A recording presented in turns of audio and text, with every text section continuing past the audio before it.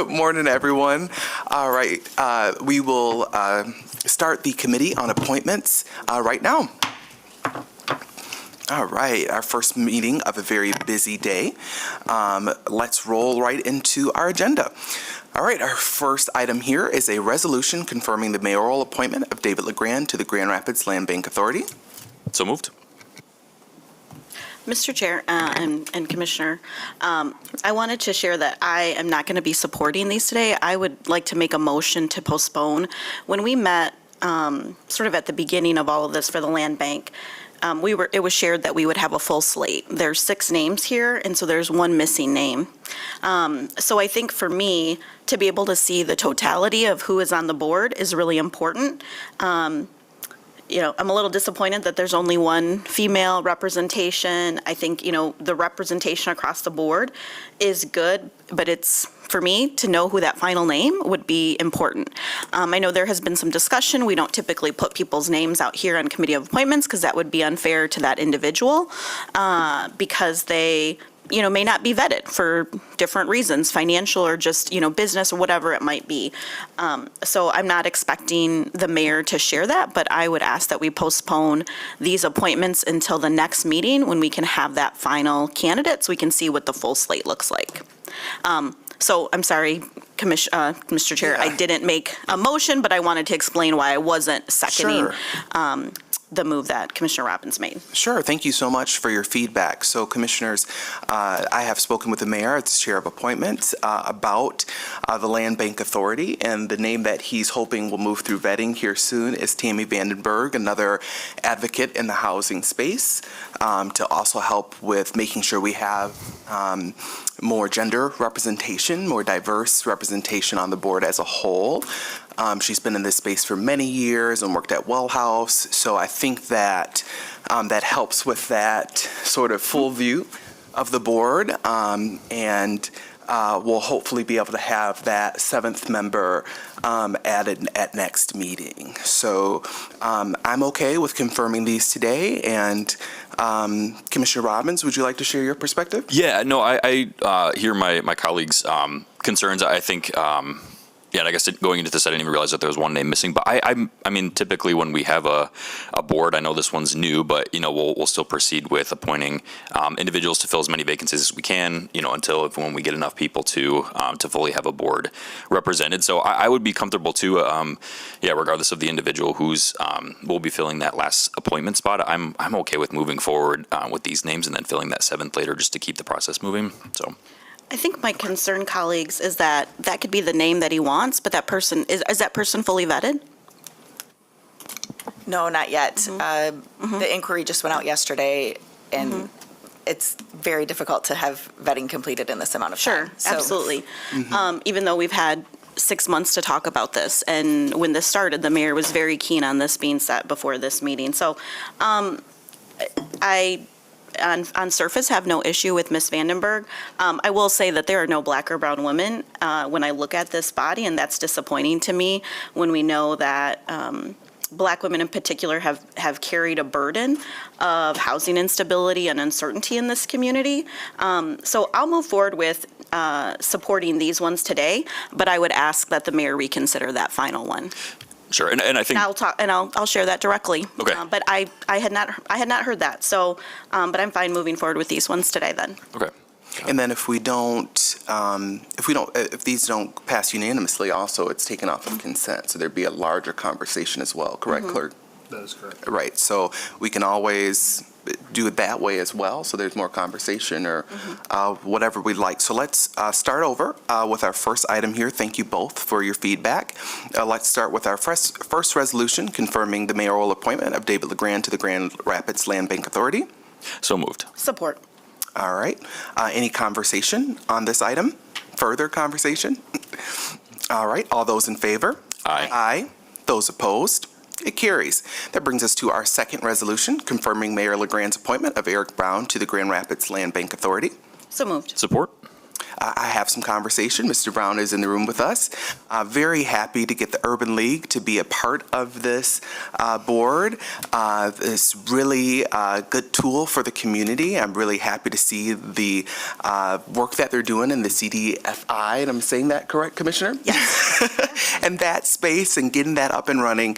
And I think Mr. Brown will make a great addition representing the 3rd Ward from on the Land Bank Authority. So all those in favor? Aye. Aye. Those opposed? It carries. Brings us to our 3rd resolution, confirming Mayor LeGrand's appointment of Guillermo Cisneros to the Grand Rapids Land Bank Authority. So moved. Support. Conversation on this item? All right. Those in favor? Aye. Aye. Aye. Those opposed? It carries. Our 4th resolution, confirming Mayor LeGrand's appointment of Kurt Repart to the Grand Rapids Land Bank Authority. So moved. Support. All right, conversation on this appointment? I'll just make one comment. We had a couple people who were interested in this board from the 1st Ward, as myself and my colleague Commissioner Belchak's recommendation. I'm super happy to move forward with this. I know former Commissioner Reppert has done some work within the development space since his time on the city, and just that coupled with knowing a lot of the players within that space from his time on the commission, I think he'll be a great fit, and I'm looking forward to seeing his service there. I'll also add, Mr. Chair, that Mr. Reppart has also been very active with our with our Brownfield Authority and working with emerging developers. I think he'll bring that perspective as well, because I know that's going to be a priority for a number of our colleagues, and myself included. And then I was going to say one thing about Mr. Cisneros as well. He is also an existing member of our Brownfield Authority Board. So I think to have somebody who has been on that authority, has seen a little bit of what we've been doing to sort of get this started working. I see Ms. Renero in the audience, as well as Mr. Booth, I think will be beneficial as well. So thanks. I agree. All right, all those in favor? Aye. Aye. Those opposed? Carries. Brings us to a resolution confirming Mayor LeGrand's appointment of Chris Spalding to the Grand Rapids Land Bank Authority. So moved. Support. Conversation on Ms. Spalding? I'll add that Ms. Spalding has been active in the development space as a business owner in this community, sustainability expert, and also works at another CDFI that is that has offices here but is headquartered throughout the state, that has a significant investment and undertaking, trying to work, hopefully get back the money from the Greenhouse Gas Reduction Act. So I think that will bring a really positive perspective to this board as well.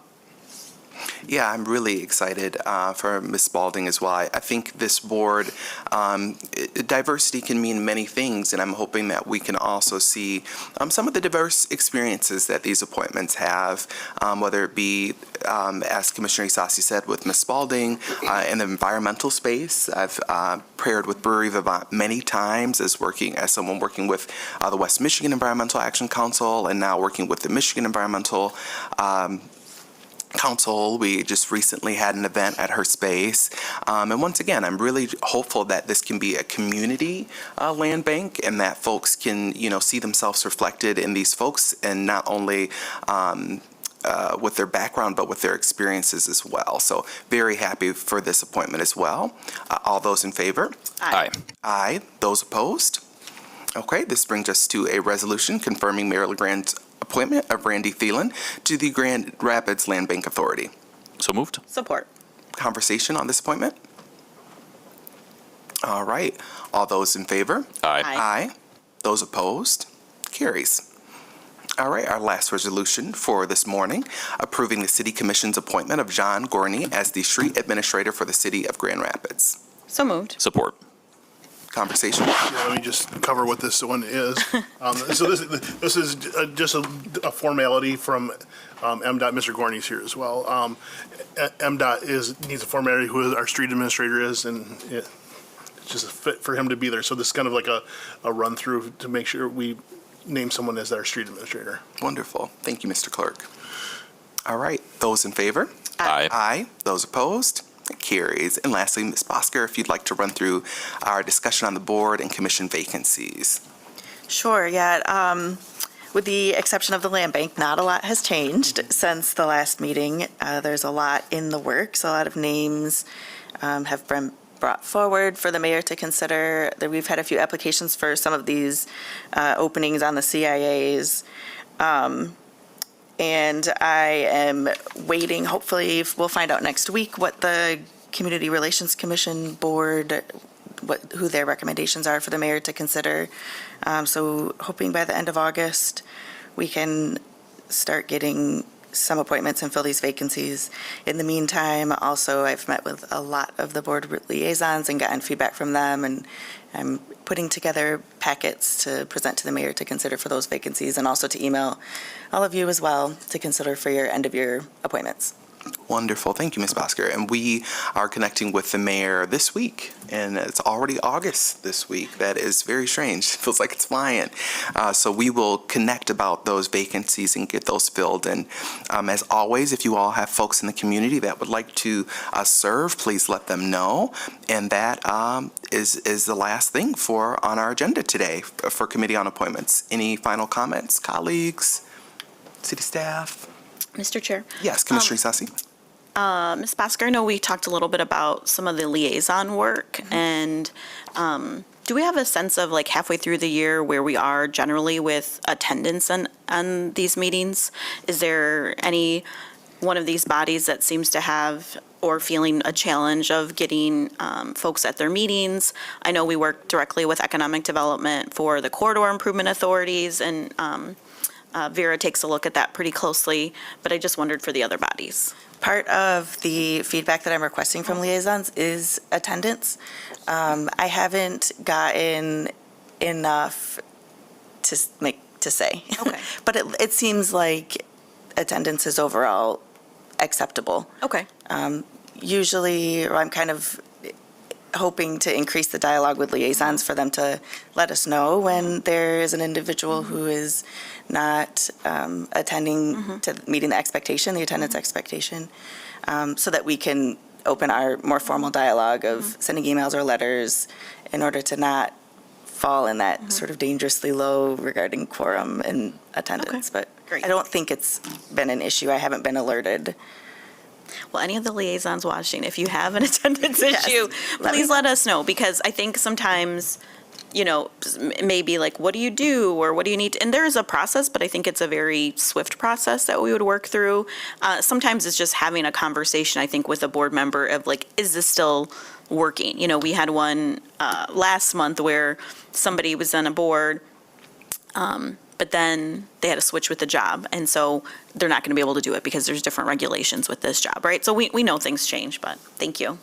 That's a good point. And I know we have the Civilian Board of Appeals, and that's a really important conversation, colleagues, that you can hopefully carry back to your colleagues in the ward about that board. Ms. Bosker, if I'm correct, is all of them could have turnover, right? We could Yes. all have an appointment. So that's a really important board, especially lots of conversation recently in the community and thinking about who may be a good fit for that and what skill set, like we continuously discuss with these bodies, what skill set do we need? What experiences would we like to see reflected on that board? So let's continue to think about that. I would also say, at a certain point, we share out the general form that says like reapply to be considered on the board. Is there a way to add any like language of, before you reapply, here are 3 questions to ask yourself? Like, do you feel like your attendance has been excellent? What, I don't know. We can figure out what it is. And I don't know if all these new systems help us do that. And then also maybe just something is like, if you do have any concerns about your service, or I just think this is one of those things that's like easy to ignore. So anyways, I'll just offer that. Thank you.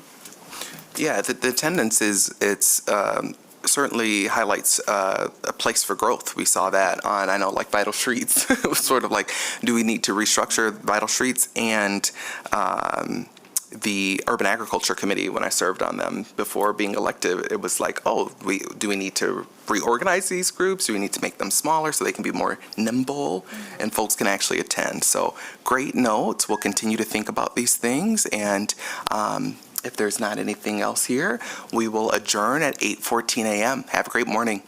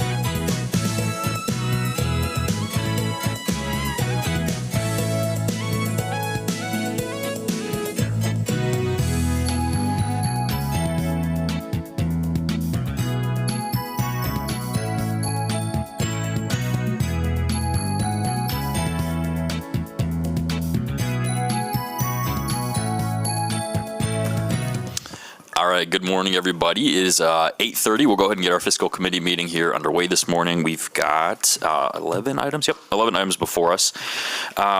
Starting off with number one here, we've got a resolution authorizing an intergovernmental agreement between the city and the West Michigan Regional Medical Consortium for the federal fiscal year 2024 DHS grant program. Is there a motion? Support. All right, moved and support. Morning, Good Chief. morning. Welcome. So we did triple check the year. It is 2024 for this grant program. All right. And this is a standard pass-through. So this comes from DHS through the state police, through the West Michigan Regional Medical Consortium to the city. And we've done this for the last several years, and it's funded equipment for emergency management, police department, and fire department. So if the funds are available and they trickle all the way down through, this is what this agreement is for. Awesome, thanks. Any questions, colleagues? Discussion? All righty, hearing none. All those in favor say aye. Aye. Those opposed? It carries. Item number two, we've got a resolution authorizing a contract for an amount not to exceed $235,000 with Tower Pinkster, and that's to conduct energy audits of select city facilities. So moved. Support. All right, moved and supported. We have Ms. Wilkinson here this morning. Good morning. Good morning, Commissioners. Again, this is a resolution for a contract not to exceed $235,000 for Tower Pinkster to conduct energy audits at our municipal facilities. This funding was provided by the Department of Energy Efficiency and Conservation Block Program that was provided to the city last year.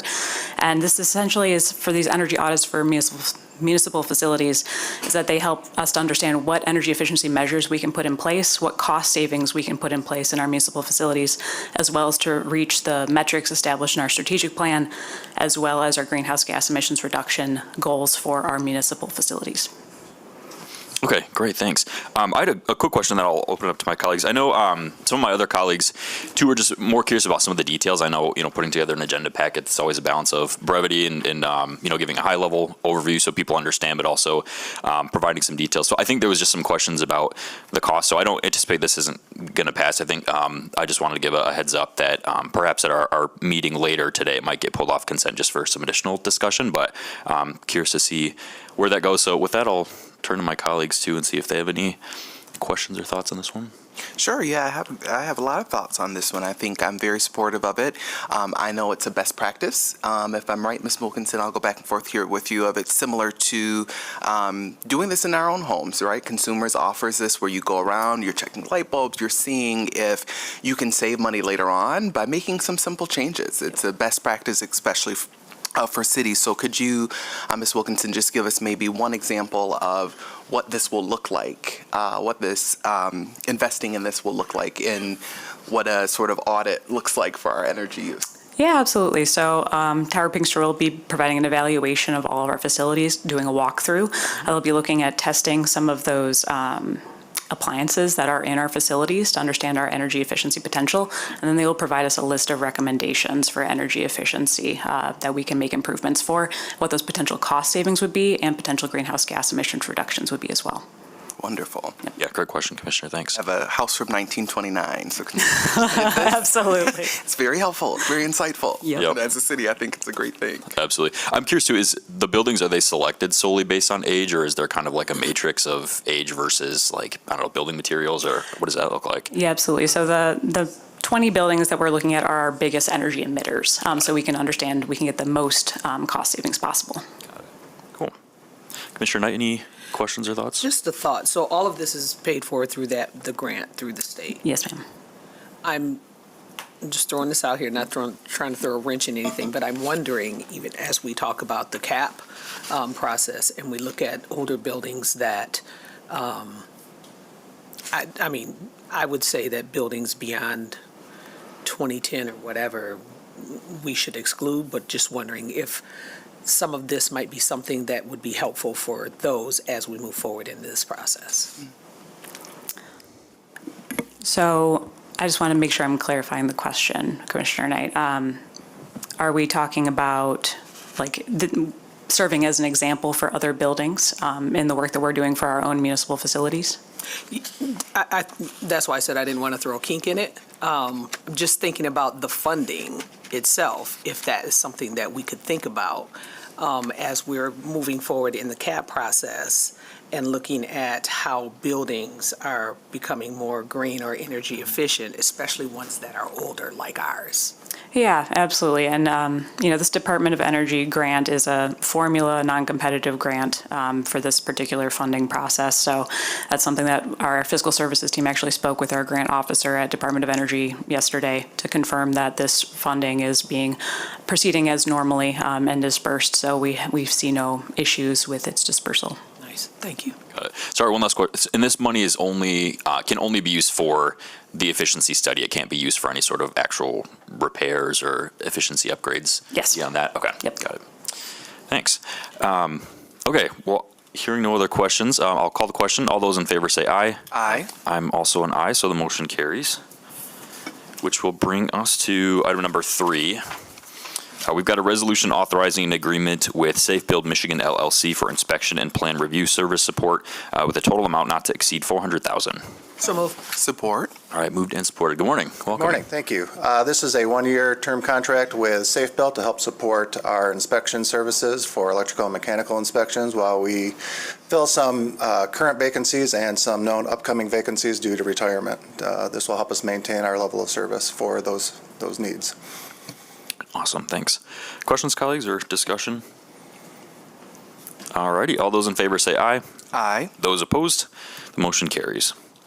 That'll bring us to item number 4. We've got a resolution approving an agreement with GHD Digital for GovStack Website Solutions platform for a 1-year, 1-term with 2 1-year renewal options for a cost not to exceed $150,000.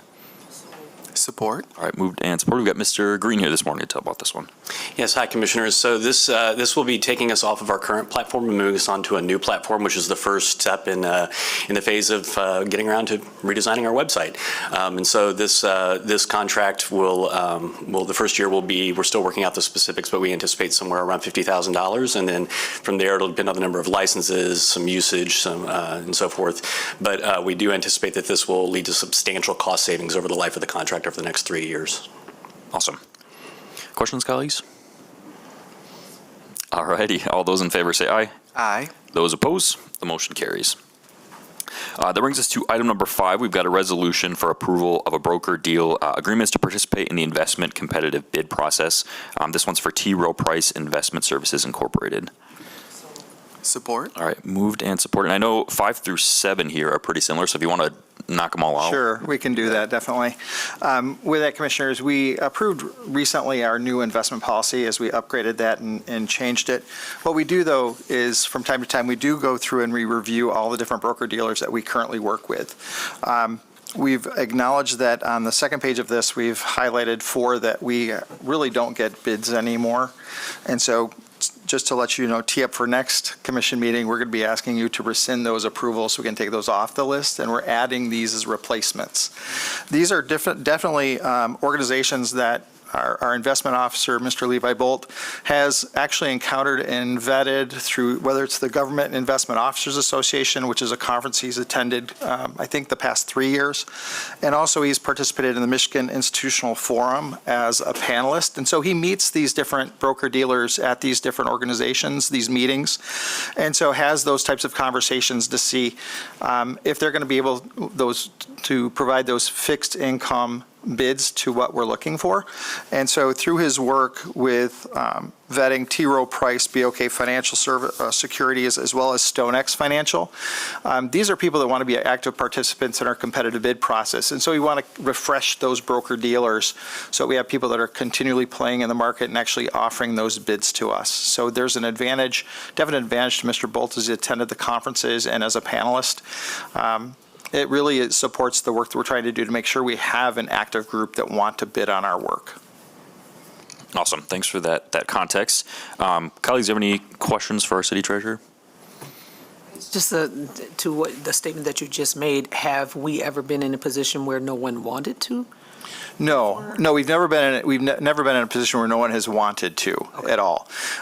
We just like to make sure that as we're casting the net, we cast it to people that are active. And so really it's like anytime we cast that bid, we're asking for a specific product, and they're coming back to us with the price, and we're actually purchasing the best price that's going to be the best yield on the investment for the city to fit what we're looking to do. So we just want to make sure that we're continually getting 10, 12, 14 bids out of the 30. Not everybody is going to participate, but they might participate in U.S. Treasuries, they might participate in municipal bonds, they might participate in different items that we're looking for. So we want to make sure we keep that active list of people that really want to be partnering with us. Yeah, it's a good question. So essentially, we're kind of just widening the top of the funnel such that we always have the most competitive process for whatever option we go with in the end. Correct. Awesome. All right. Hearing no other questions, I will ask all those in favor say aye. Aye. Those opposed? It carries. Item number 6, similarly, is a resolution for approval of broker-deal agreements in order to participate in the investment competitive bid process. This one specifically for BOK Financial Securities Incorporated. So moved. Support. All right, moved and supported. Any discussion, thoughts? All right, all those in favor say aye. Aye. Opposed, same sign. It carries. And then item number 7 is a resolution for approval of broker-dealer amendments in order to participate in the investment competitive bid process, and this one is for StoneX Financial Incorporated. So moved. Support. Moved and supported. Questions, comments? All righty. All those in favor say aye. Aye. Those opposed? The motion carries. Thank you, Commissioners. Thank you. Appreciate it. Item number 8, we've got a resolution authorizing payments to the Kent County Drain Commissioner for fiscal year 2026. It's for maintenance assessments for Knapp's Corner Drain, not to exceed $500,000. So moved. Support. Moved and supported. Good morning. Welcome. Good morning, Commissioners. Daniel Tabor, Stormwater Manager here with the city. This is, as stated, authorization for maintenance assessments and maintenance payments to the Knapp's Corner Drain District up in the northeast corner of the city, near the DW and Knapp's Corner site development. So this is really just, primary reason is for the pumping of water out of the pond, as there's no ultimate outlet. So it's a safety factor, minimizes flooding risk, and really just is the temporary solution as we work towards a more regional ultimate outlet project where we build a connection to the Grand River. So that work is ongoing. In the meantime, this is a maintenance authorization to keep the pumping and those activities going forward. Okay, great. Do you know off the top of your head, and that's okay if not, sort of what the cost sharing arrangement looks like between us and the county? Like what percent are we paying? We are, per the drain district and drainage area, we are 83%. Okay. So 83% of the area that drains to that pond is the city of Grand Rapids, so that is our associated cost. So the other partners involved include Grand Rapids Township, Kent County Road Commission, MDOT. So they also get these types of bills for the trucking and maintenance, and they are also involved in the permanent solution. So we're actually working with the road commission on road design through that area and all the various stakeholders and their expertise. So. Okay, awesome. Questions or discussion, colleagues? Nothing? All right. All those in favor say aye. Aye. Those opposed? It carries. Thank you. So that brings us to item number 9. We've got our bid list resolution for July 29, 2025. So moved. Support. All right, moved and supported. I'll turn to Ms. Molly Claren. Just 5 items this morning. Myself and the departments are here to answer questions if you have any, but fairly routine. Yep, okay, and I think those are on page 24, if I remember correctly, in the agenda packet for those who might want some more information. I did have just one question. When we have our bid list resolution, is there like a threshold amount that then warrants being put like on the agenda as a separate item?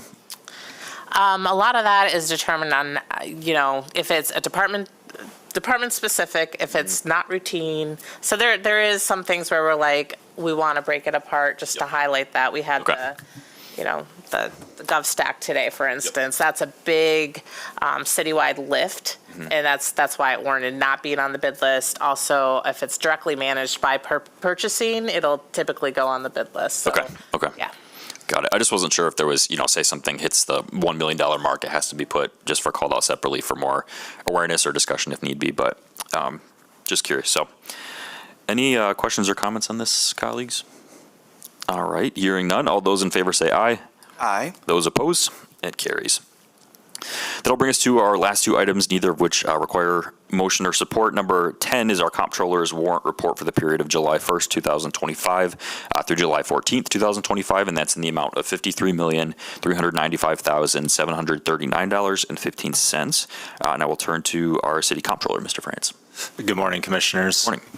For the period referenced, payments were released totaling approximately $53.4 million. That includes approximately $5.9 million for employee payroll-related payments and just under $179,000 for income tax warrants.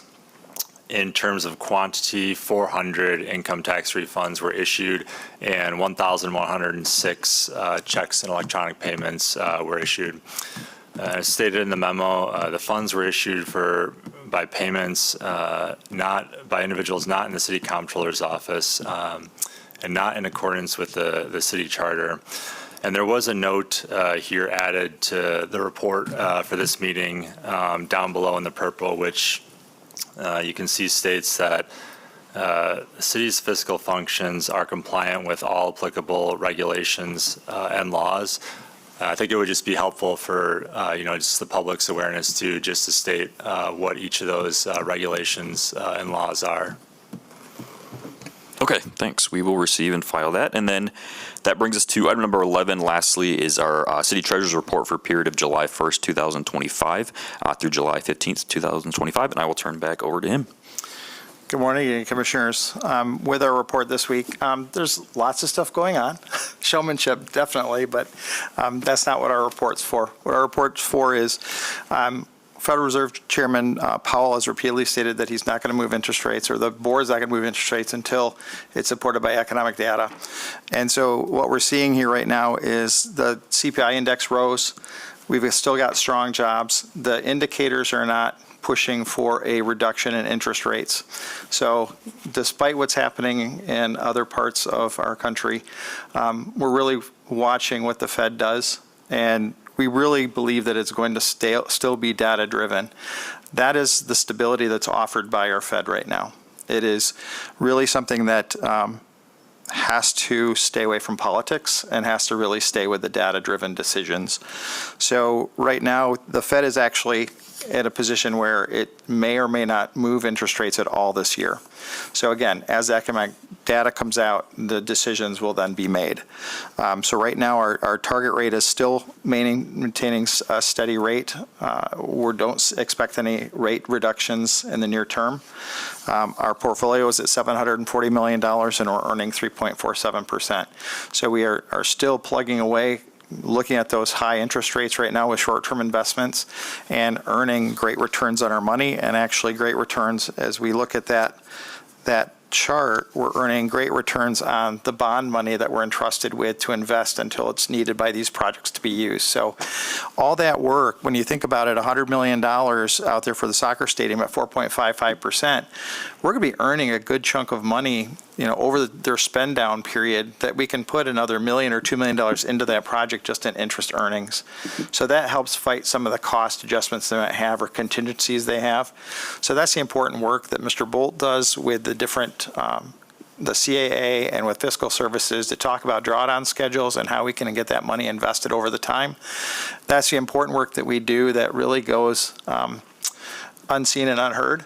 But really, that is one of our primary duties, is to be a good fiduciary of those funds and to do a great job investing it until the money is needed. Yeah, that's great to hear. And that interest increase is greater than in what inflation has been recently, correct? So we are in fact, we're not losing money, or the value of the dollar isn't depreciating over time based on what our returns are. Correct, because right now the short-term money is still paying 4.2% and CPI increase was only 3.5. Yep, yeah, that's great. All right, colleagues, any questions or comments for City Treasurer? Nothing this week. All right, we'll go ahead and receive and file that. Thank you to everybody. It is 8:49. We'll go ahead and adjourn.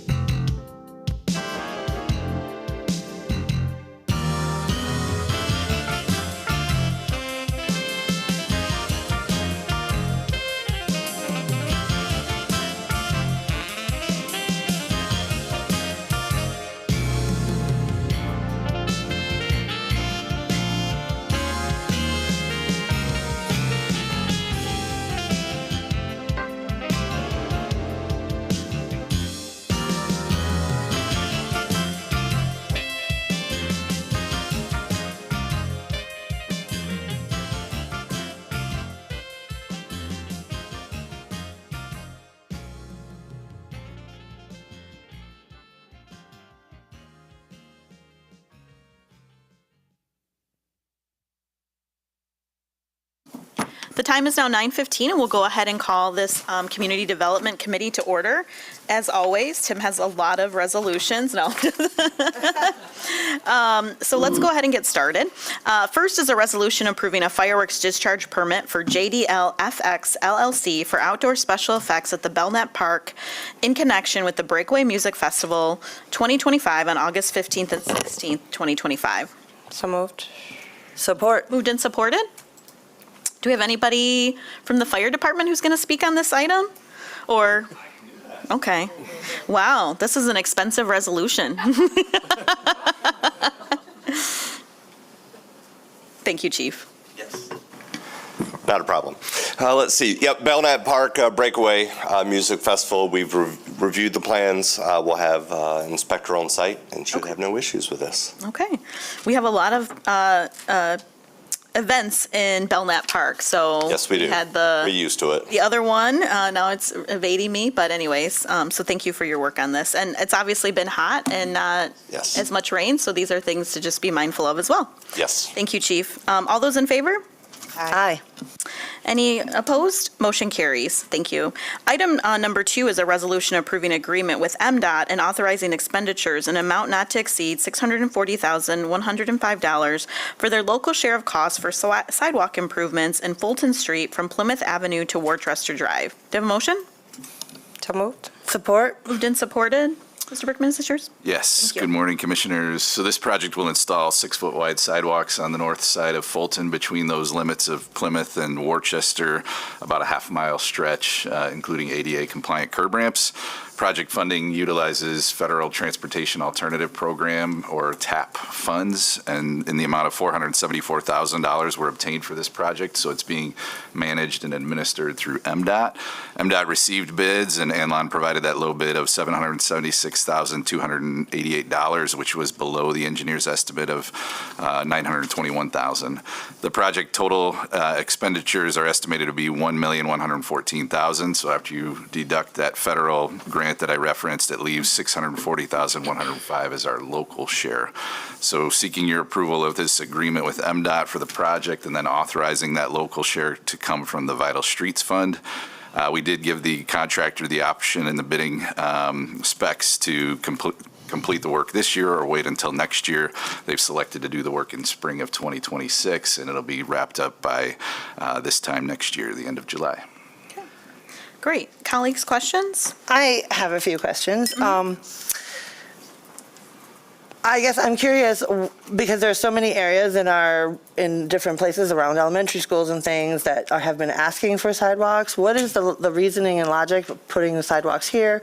Is a 6-foot sidewalk wide enough for multiple kinds of use, including maybe bicycles or something like that, or kids are playing, or if there's, Fulton's very busy and we don't have a bike lane necessarily there. Yeah, I'm just trying to figure out why are we doing this stretch and not prioritizing other stretches. Commissioner, hold on one second, Mr. Berkman. I hear the question that you have. Mr. Berkman, if you could provide a brief response. I want us to focus on the resolutions that we have in front of us today. I do think if we have questions about sort of the process, which kind of goes into our overall budgeting process, and there is a prioritization piece, we can definitely talk about that. But we have a number of items and I want to stay on track. So if you can share a brief, and then if we needed to do any follow-up, let's go ahead and do that in terms of processing and prioritization. Sure. So this segment is a sidewalk width, not a multi-use pathway width, and it's filling in a gap in the sidewalk network that currently exists. So there's already sidewalks east and west of here that this will align with. We do have prioritization criteria when selecting sidewalk projects that look at a number of factors, including things like proximity to schools, workplaces, transit stops. And so we develop a scoring system and use that to rank those. But then we also look at what would be most competitive when we're seeking unique funding like this, which is TAP funding. We've generally been successful at getting one TAP grant per year on average, which helps us stretch the limited gap funding that we have for sidewalk installation considerably. And so those all went into that, but we look very closely at each corridor and certainly want to try to fill in whatever missing links we have, which there are plenty of. Thank you, Mr. Berkman. All those in favor? Aye. Are you a yes vote, Commissioner? I'm going to abstain at this time. You're going to abstain from this item? Yes, I am. Okay. So it was moved and supported, correct, Mr. Clerk? It was. It was moved and supported. Calling to question, you're a yes, Commissioner? I'm a yes. Hearing one abstention, motion carries.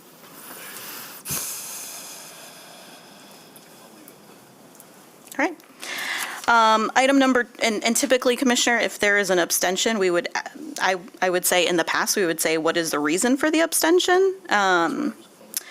Just in terms of the rules of the commission. So I'll just share that. Thank you. Thank you, because the reason I'm abstaining is simply because I am still processing what was said previously, and I am not in a position to make a new decision in this moment.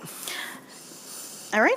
Item number 3 is a resolution awarding a contract with Caminga and Rotovotes for Collindale Lift Station improvements in the amount of $442,310 with a total amount not to exceed $673,725. Do you have a motion?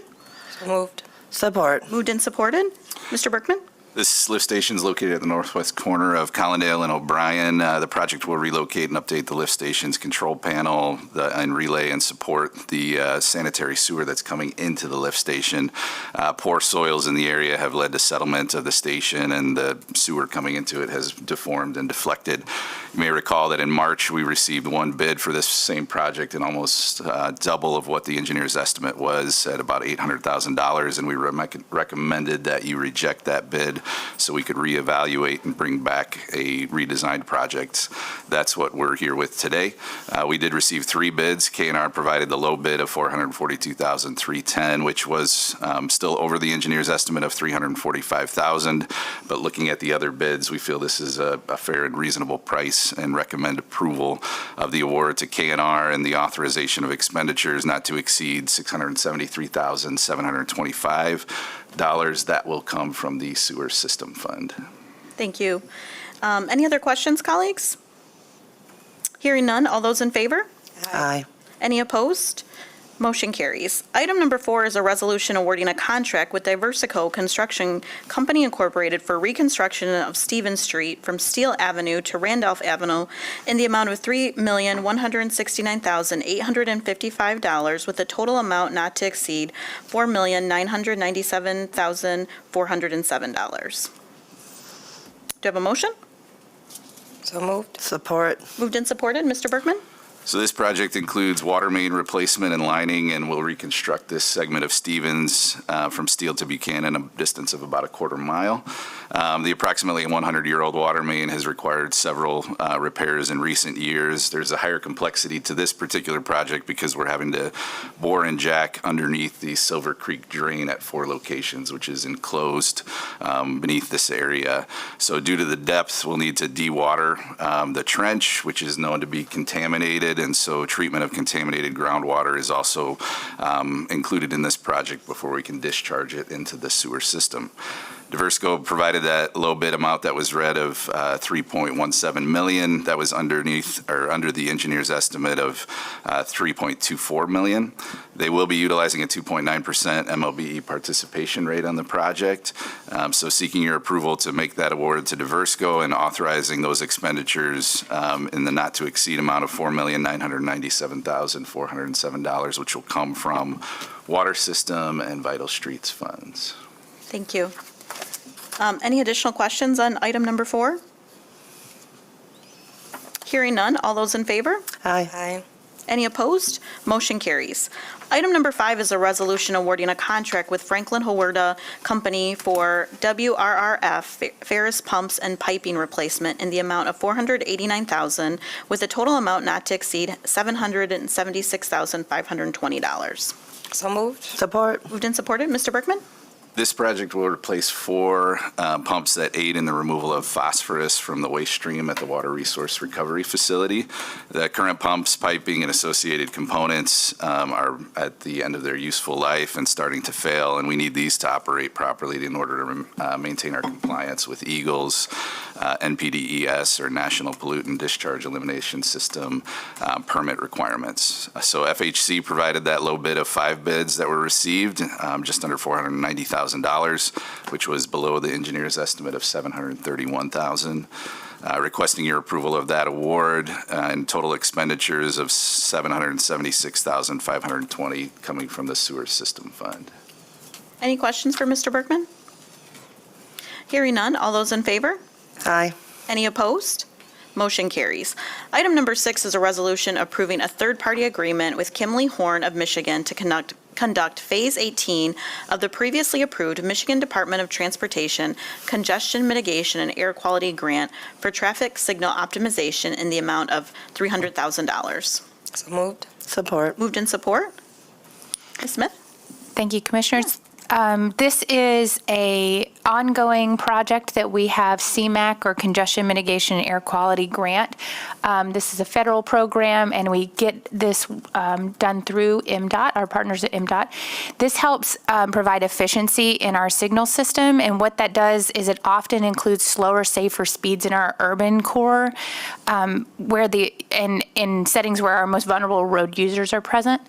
And so this is ongoing signals operational work. We use these funds, we leverage local matching to leverage those bigger CMAQ program funds, and this is one of those types of activities that you can do with this particular types of funds. I do have John Bartlett here, who's our city transportation engineer, if there are any kind of more extensive questions, because I know signal optimization is one of those things that not a whole lot of folks understand what it is. I had to go to a lot of school, and I'm still not, I wouldn't be an expert in it. So thank you, though. Thank you. Colleagues, questions on this item? I had a couple questions. Okay. I understand this to be along 44th Street, is that correct? Did I have that correct? We have many, many, many locations that each of our CMAQ funds go to. Okay, in this particular project, since we're sticking to the agenda? Sure. So in your packet, there's a list of, it's quite a few intersections. Okay. I couldn't tell you how many. Okay. I just was curious because when I think of the urban core, I think of not 44th Street. I think of that as more the outskirts of our city, but, that's just something I'm noticing, and I had been thinking about when I did review the packet. Sure. Urban, when it comes to USDOT and transportation systems, urban is a defined definition, and it typically has to do with your population density. And the greater region in Grand Rapids, that covers more than just our city. The other thing about our CMAQ funding is because we are the traffic management center for all of our partners in this area, and that includes many of the outerlying areas outside of our city and our partners at MDOT. All of those partners we're helping service are our customers here, and so that's why you might see things that don't look like right in the middle of Grand Rapids urban core, and that's a really good question about like how that's defined. So thanks for asking that. Mm-hmm. Any other additional questions? You said you had a couple, Commissioner. I think I will be satisfied for now. Thank you. Hearing no other ones, all those in favor? Aye. Any opposed? Motion carries. Item number 7 is a resolution approving an increase for expansion of Grand Rapids Public Museum Phase 1A in the amount of $4,152,828, with a total amount not to exceed $12,156,530. So moved. Support. Moved and supported. So OAK is the construction manager that was selected in October of 2021 to handle the work underway at the Public Museum. Right now, the phases include earthworks, subsurface modifications, which we're calling Phase 1A, as well as site work along the riverfront that includes pathways, seat walls, site lighting, and other work that's related to separating the carousel from the main building that we're calling Phase 1B. Museum is currently fundraising for Phase 2, which will include additional interior renovations. And in addition, and if successful, that'll be phased over a 3-year period, starting as soon as next spring. But they'd like to proceed now with this addition, including a new elevator tower, which will have a bank of 2 elevators on the south end of the facility, and incorporate that into Phase 1A. 1B was designated specifically because that was Greenway funded, and so we had to make that split. But requesting your approval today of this increase to the scope of work with OAK for Phase 1A in the amount of $4,152,828. That financing will come from the Capital Improvement Fund, and that brings the total commitment for Phases 1A and 1B to just over $22.3 million.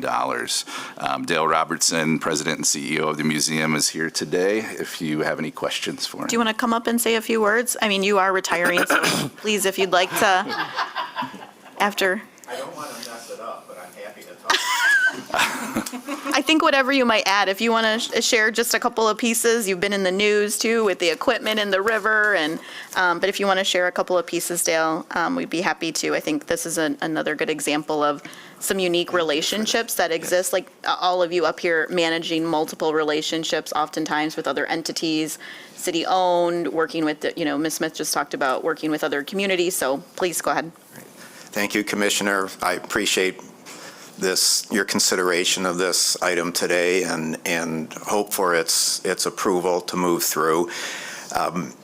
So we are, first of all, just for the context, correct, we are owned by the City of Grand Rapids and have been since 1903. So we have a separate operational agreement, but the city holds title, all the land, all the buildings, and all the artifacts. So we are going through this expansion process, and our attendance and use just continues to climb. When this expansion is done, we'll be able to double, for just an example, the number of students we serve from about 35,000 to 70,000 annually. When we complete the Anishinaabe exhibit renovation, Streets of Old Grand Rapids, the habitats with all the things outside, we're going to continue to grow. We have already outgrown the one elevator that we have, which is a small elevator. And when we go back in history, say, well, why would you only have one small elevator? Because the stairways were originally going to be escalators. And so they were value engineered out, but the elevator remained small. So we really need this elevator. There also are plans in the future, after I'm gone, to build a 4-story tower on that south end that'll have more classrooms, more lab space, because we do, unique in the nation, actually put artifacts and specimens in people's hands. I know of no other museum that does that. And also allowed for Lax Gallery to be expanded. So that elevator is being designed to service that too. So the smart thing that I really appreciate working with the city engineer and Kristen is that's if we got all the equipment online now, all the trades there, why not do it now and save some money? So I just think it's, to your point, Commissioner, it's a wonderful collaboration and cooperation. I think it's wise fiscal management, and it is something that we really need now, but is necessary for the future. So I can't thank you enough. This is a major, major gift to this campaign. Well, thank you. Thank you for your leadership, and I want to say thank you. I know, Ms. Behrens, you worked on this closely because I had asked you about this. I was like, whatever happened about that elevator? I know Dale was talking about that a couple of meetings ago, so thank you, and engineering team.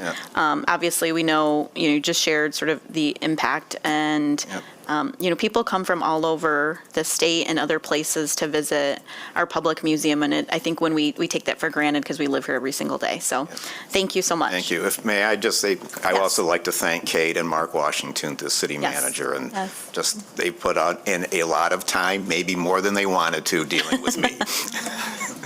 Well, thank you. Have a good day. All right, all those in favor? Aye. Any opposed? Motion carries. Item number 8 is a resolution approving a construction agreement for Brio Porter Hills Village. So moved. Support. Mr. Berkman? This private development project involves expansion of a retirement community located in Grand Rapids Township. It's south of Fulton, west of I-96. The construction agreement is for the relocation of 2 public fire hydrants and work on a public sanitary sewer main that will all be within existing utility easements. So this is just a request for approval of the construction agreement only. All those in favor? Aye. Aye. Any opposed? Motion carries. Item number 9 is a resolution approving a release of easement and accepting a public utilities easement in connection with Wildflower Townhomes. Moved. Support. Mr. Berkman? This project is located south of 44th Street, east of Walma Avenue in Kentwood. The development consists of 8 multifamily townhome buildings containing 33 units that require our water and sewer. On February 25th of this year, Commission approved a construction agreement and accepted a public utilities easement. Since that time, over the course of construction, there was a need to relocate a portion of the water main, and as part of that, an existing stub where the connection could be made to the existing water main was discovered and determined to be a better use instead of cutting in a new T and valve to the existing main. So this resolution provides for the release of easement of the portion no longer needed and acceptance of a new easement where it is needed. All those in favor? Aye. Any opposed? Motion carries. Item number 10 is a resolution approving an agreement with MDOT and authorizing expenditures in an amount not to exceed $7 million to support the reconstruction of the US 131 Wealthy Street interchange. So moved. Support. Moved and supported. Mr. Bergman? MDOT has been conducting a PEL study, or Planning and Environmental Linkages study, to identify and evaluate feasible alternatives that would improve operations and safety along the US 131 corridor between M11 or 28th Street and Cherry Street, a distance of about 3 miles, and seek to increase city corridor connectivity along the way of that area. The segment of 131 has the highest traffic volumes in the state outside of the Detroit metro area. About 120,000 cars per day travel it. There's very closely spaced, some left-sided ramps, recurring congestion, and high accident rates at some of these interchanges. So the PEL was initiated in anticipation of this segment of US 131 needing major road and bridge preservation work over the next decade. Again, the pavement and bridges in this freeway are some of the oldest in our area.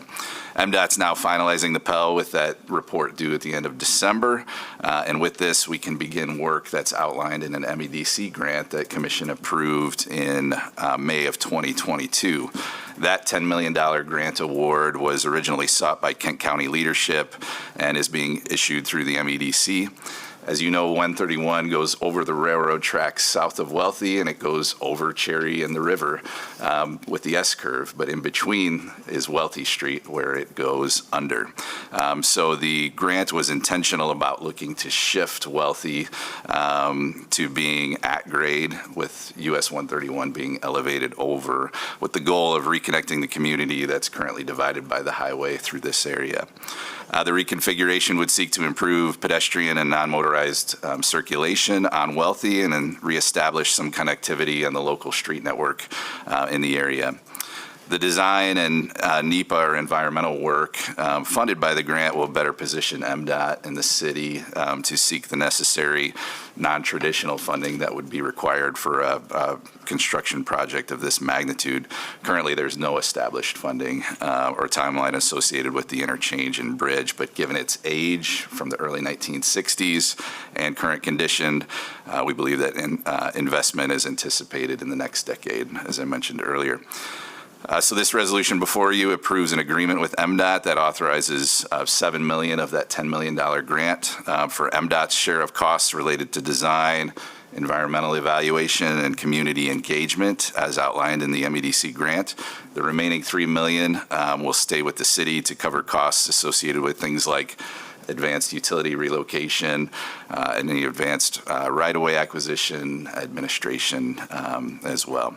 So happy to answer any questions you may have with that. Colleagues, questions for Mr. Bergman regarding this item? I have a few questions. Yes, Commissioner. Thank you. Thanks, Tim. I am so excited to see this. That is a really tricky portion of the highway.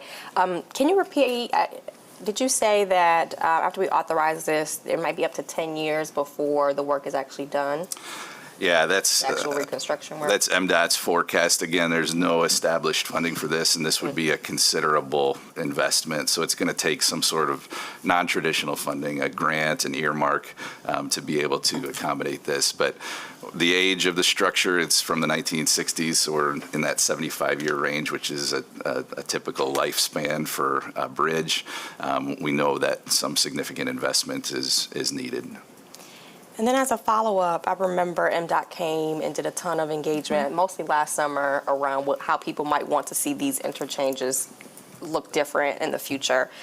Do you know if they've circled back or plan to circle back? Is it too early to circle back with what the direction might be, kind of to all those folks that were engaged and kind of waiting to see what's happening? Yes, so that was a step of the Pell process, was that engagement. They received over 10,000 comments, attended many neighborhood meetings, backyard barbecues, I think even, just trying to get a lot of feedback and input.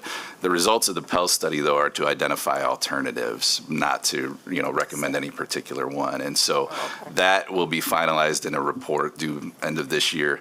But then we know there will be significant engagement required for this particular project. And I think it'll be more, it'll be easier to get folks to kind of wrap their minds around, when you're talking specifics of a particular interchange. When we're talking about a corridor, it's kind of more theoretical, kind of pulling thoughts together.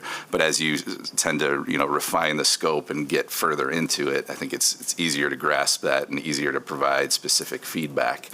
So there will be very robust intentional engagement associated with this.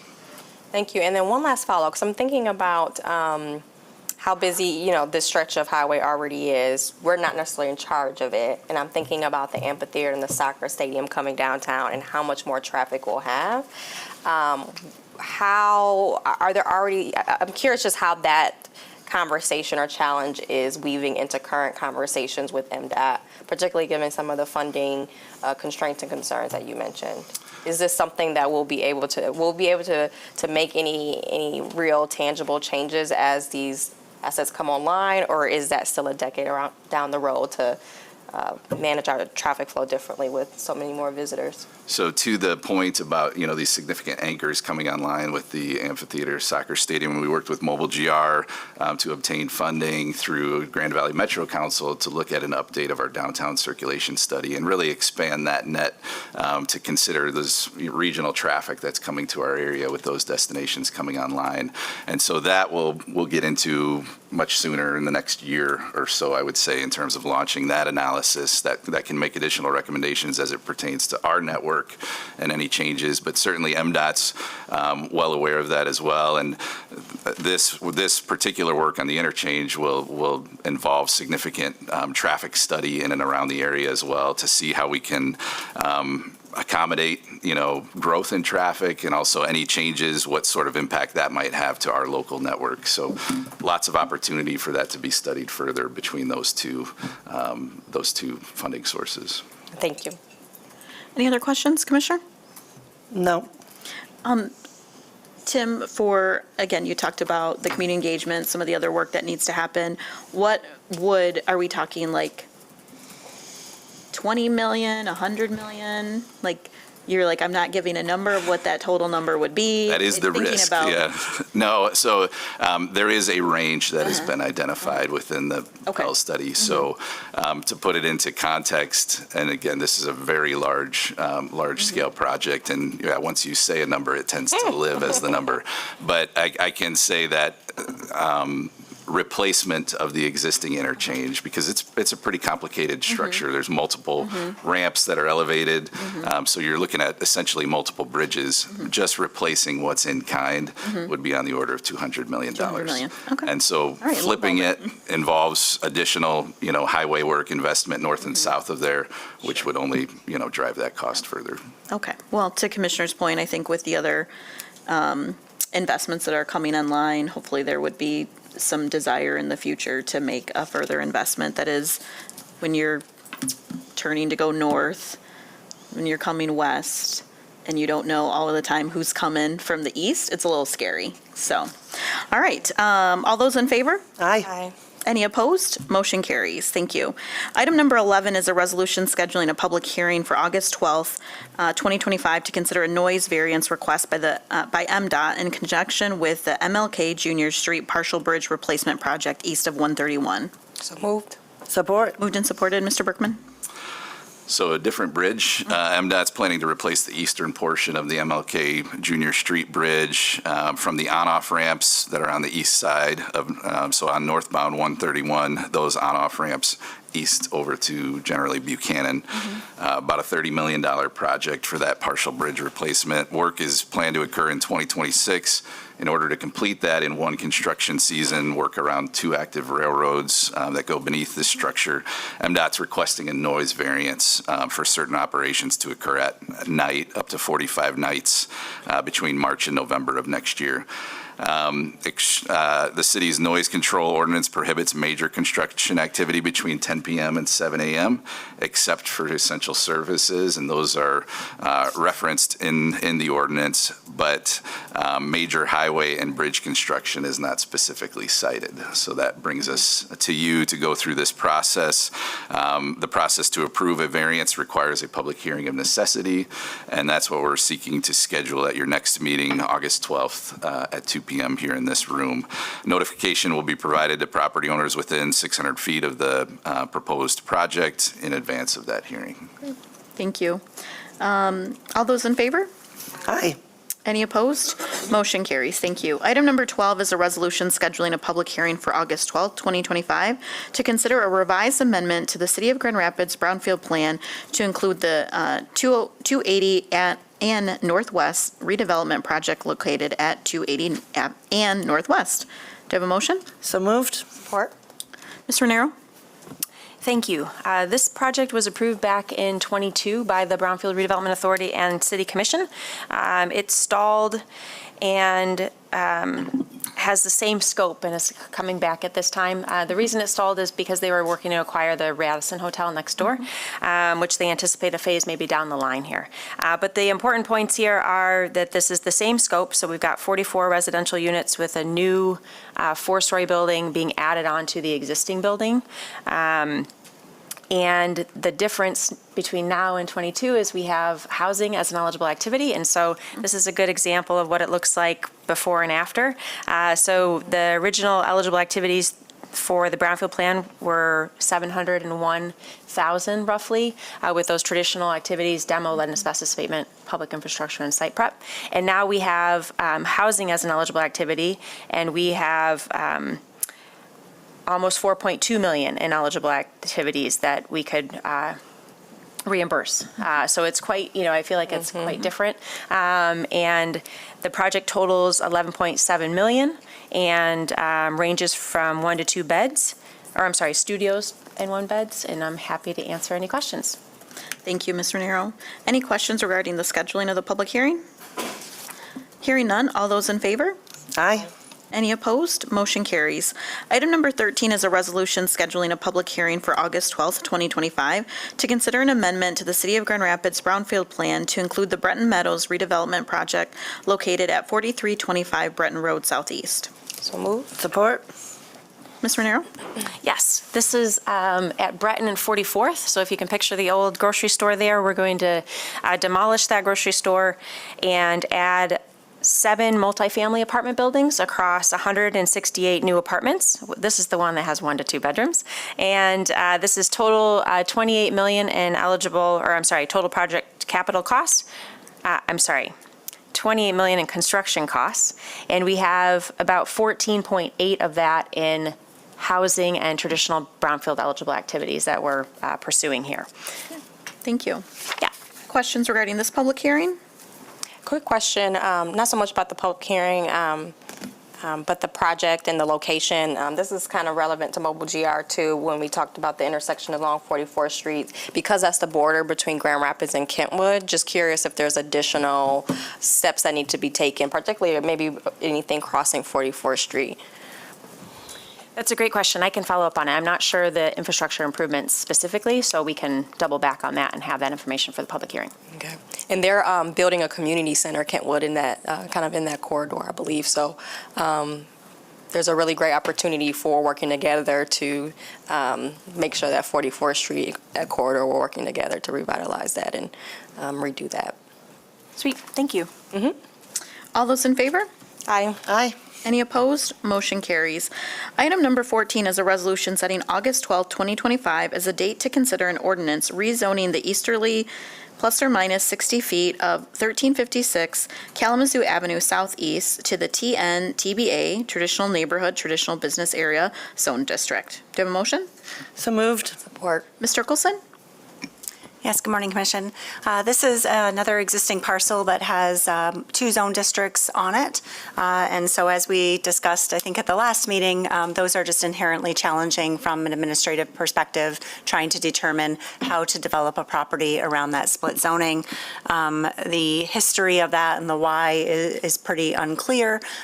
Here nor there, the goal, of course, and recommendation of the Planning Commission is to bring this parcel into a single unified zone district. The recommendation is for the traditional business area, which is a mixed-use commercial district that comports with or supports the vision of the community master plan and would ultimately facilitate a mixed-use redevelopment project that would then be moving forward, and the owner would be working with staff on that. Thank you. Questions for Ms. Turkelson? Hearing none, all those in favor? Aye. Any opposed? Hearing none, motion carries. The applicant was here. I'm sorry. What'd you say? I didn't. Oh, I'm sorry. I apologize. Would you like to say something? You've been sitting diligently in the meeting. My apologies. I didn't look up. I'm so sorry, Salim. Okay, thank you. Well, it carried, so be here on August 12th. Thank you. But get your parking validated. Okay, our last item before our committee of the whole is a resolution authorizing assessor to spread nuisance charges for certain outstanding accounts receivable, roll 8,800 totaling $417,191.16. Do I have a motion? So moved. Support. Ms. Cahill? Good morning, Good morning. Commissioners. This is our semi-annual request for the city assessor to authorize the city assessor to begin the next nuisance special assessment roll process. This includes 1,298 invoices totaling the $417,191.16, with invoices with due dates between January 1st, 2025 through June 30th, 2025, and one outlier from a returned payment that we had from October. This roll is about 30% than the last roll, 30% less than the last roll we had, around 9% less than the roll a year ago. It represents about 5% of the amount billed during this period, and is pretty much our routine process. If the special assessment roll moves forward, they'll have a chance to formally appeal at the Board of Review as normal. They have a chance to still work with the department between now and the Board of Review, also obviously to make payment. If this roll is approved through the process, then any delinquent invoices at that point will be added to the winter tax roll. Thank you. Is there any questions? Questions?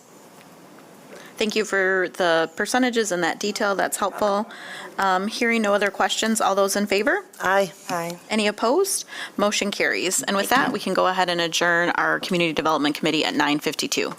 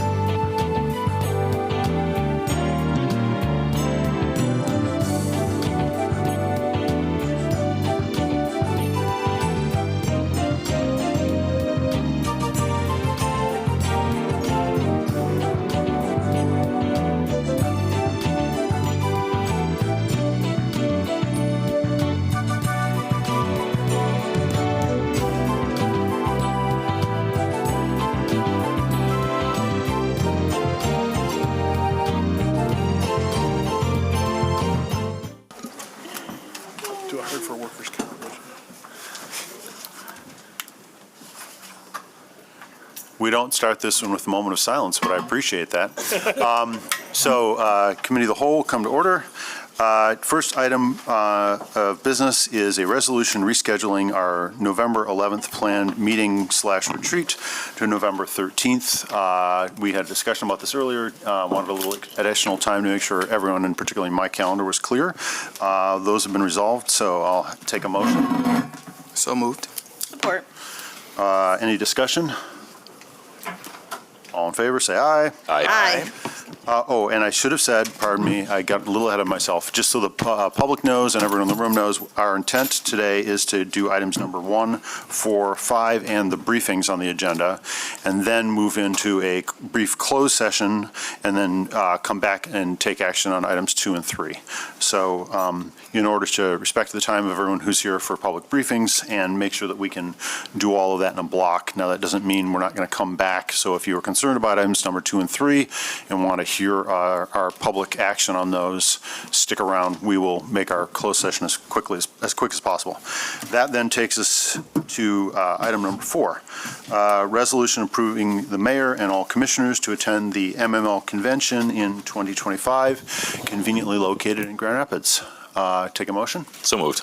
Support. Any discussion? Hearing none. All in favor, say aye. Aye. Motion passes.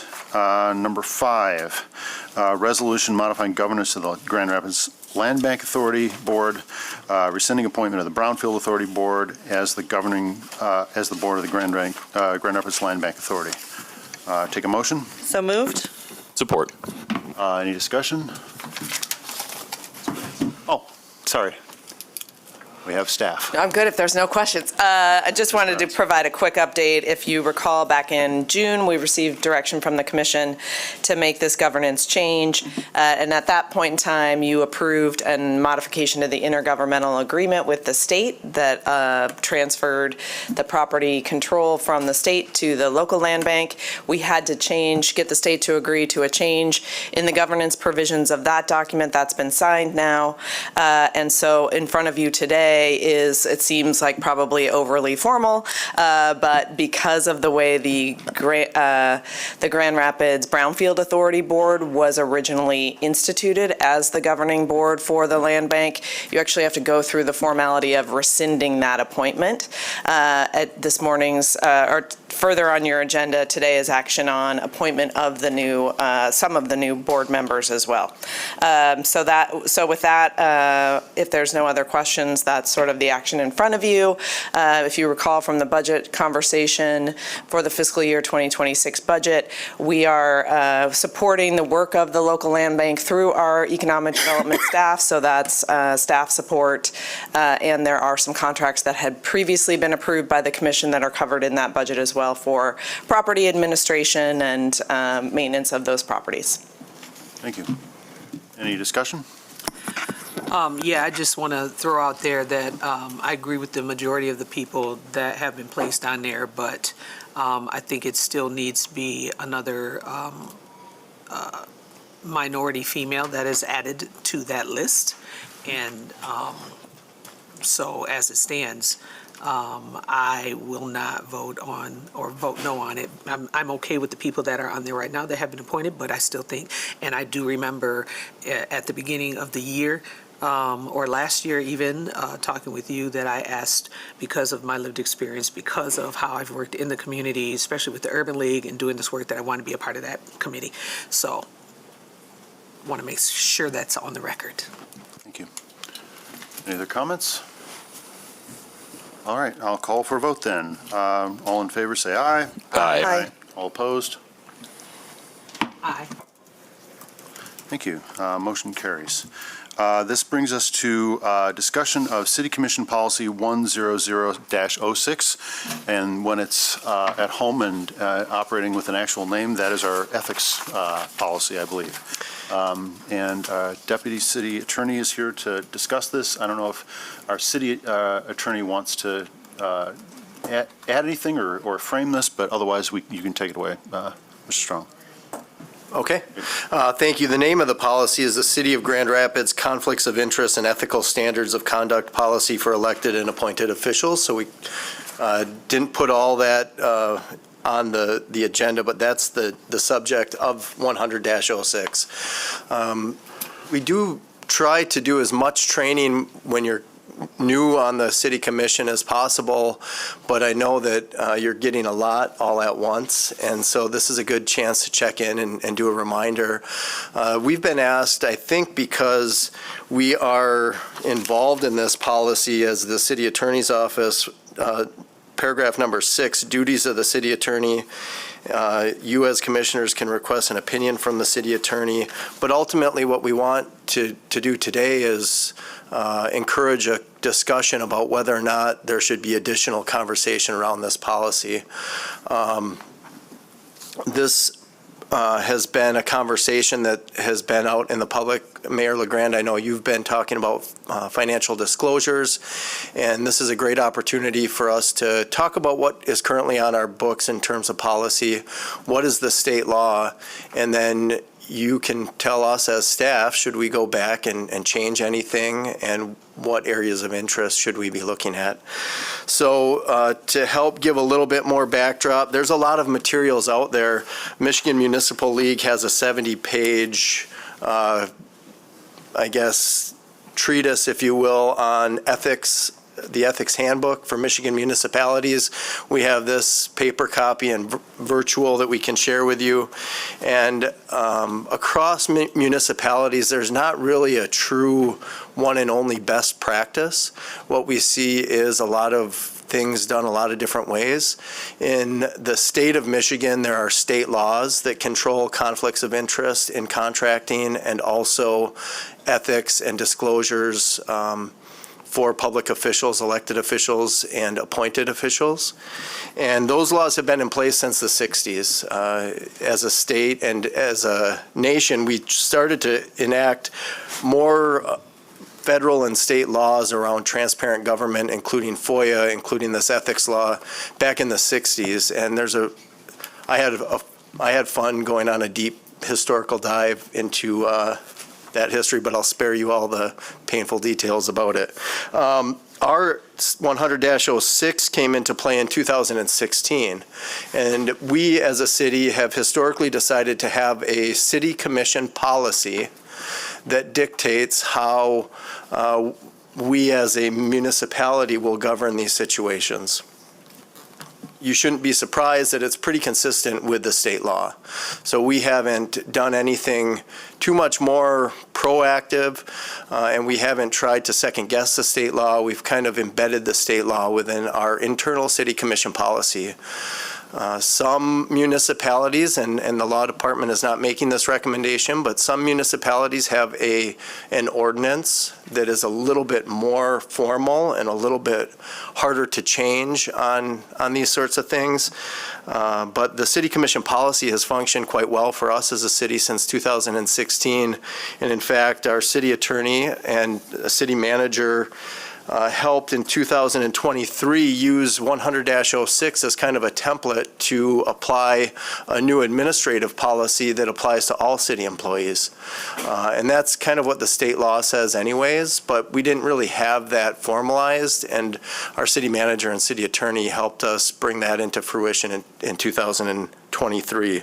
So currently, as it relates to fiscal disclosures, Attachment A to 100-06 is a pretty simple form that allows and requires commissioners to disclose conflicts and potential conflicts of interest.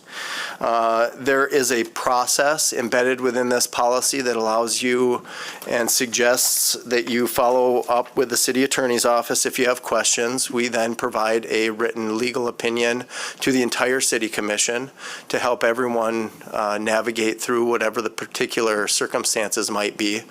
And then there are ways to either abstain, disclose, or potentially cure, depending on what the outcomes are. So far, this has worked quite well. I remember at least one time in the past with a commissioner that had a compatibility of office situation where this came up, and we were able to use this process quite successfully.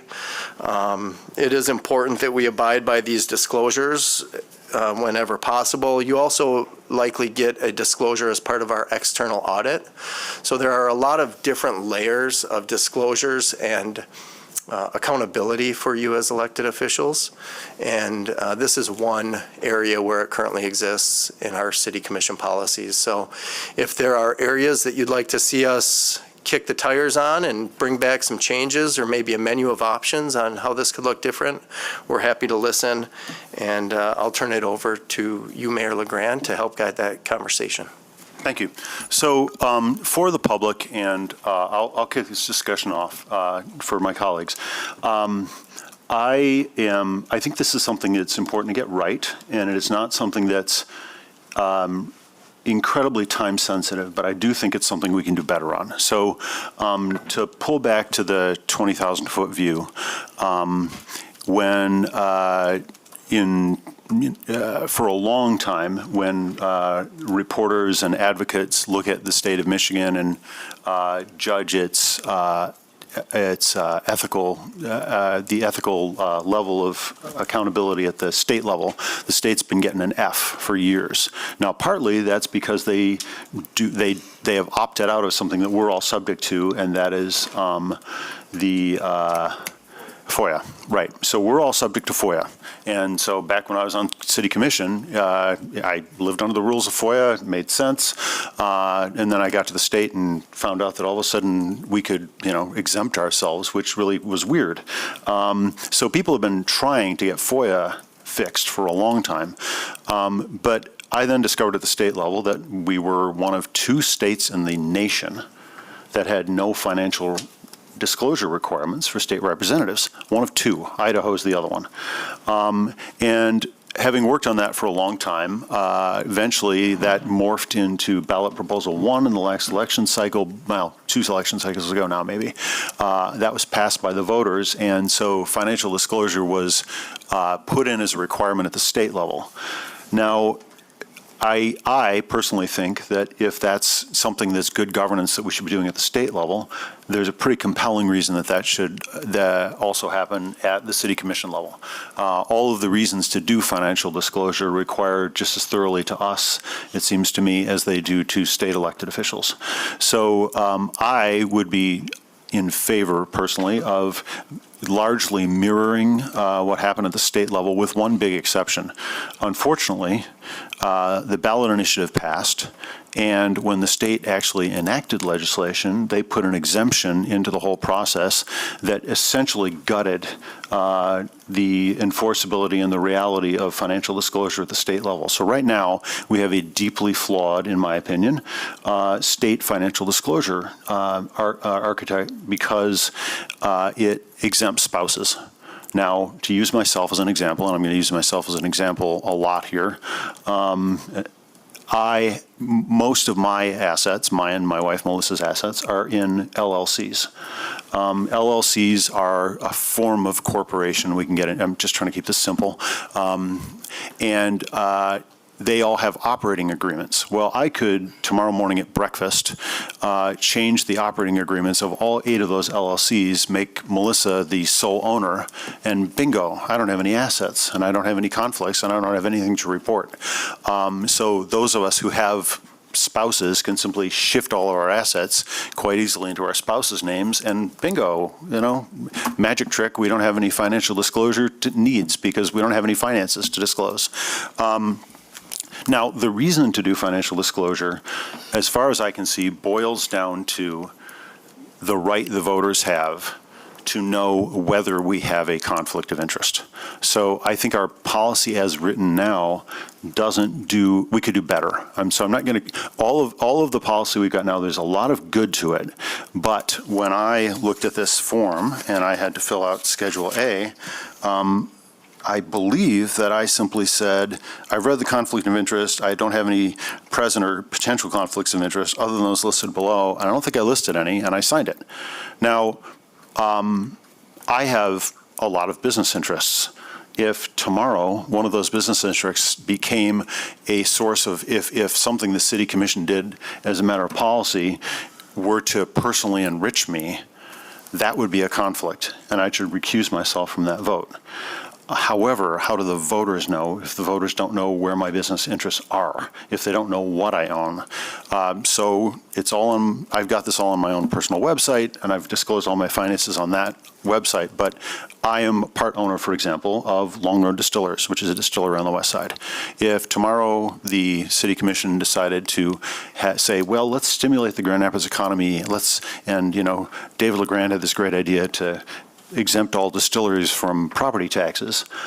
Well, that would obviously be a conflict of interest. But if no one knew that I had an interest in Long Road, it would be hard to detect that conflict. So having the public know what I own is the first step towards inviting the public into being watchdogs on all of us. And I think that frankly just improves governance. I think that any time that anybody wants to say, well, you own X, so didn't your vote may, give you an advantage, I should be willing to welcome that discussion, have that conversation with perfect transparency. Now, the other thing I'll just say I noticed for the first time about this policy is let's say Commissioner Belcheck said, let's exempt distilleries from property taxes.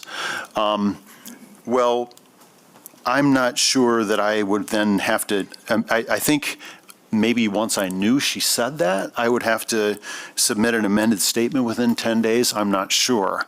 I think that historically what we've done on conflicts is if something comes up as a policy, we've said, hey, I might have a conflict here. Here's what it is. You disclose, and then you do whatever you're going to do about that disclosure.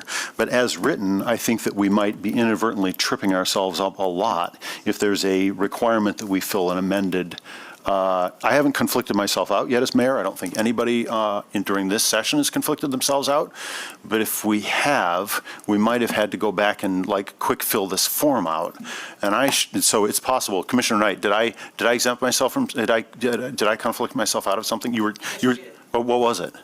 When they did the social district for Car stipend. road less traffic.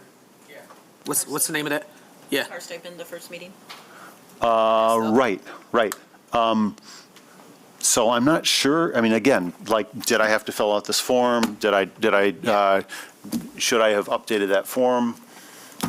If so, maybe I just, made a mistake there, and we can discuss that. But the point is, anytime there's a conflict, it's ideal to disclose it publicly. But if we've got a tripwire document, that's yeah. So I'll get you in a second if I could, Commissioner Eustachy. So.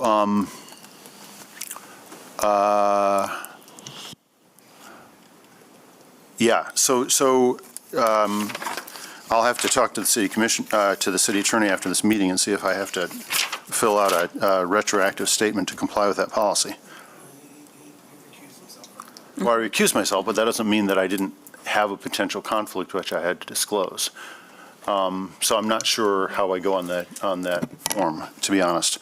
So go ahead. So I think the thing we need from you all is how much change do we need to do to the policy? Because from listening to you, what we probably need to change is that form. That form could be more detailed than it is.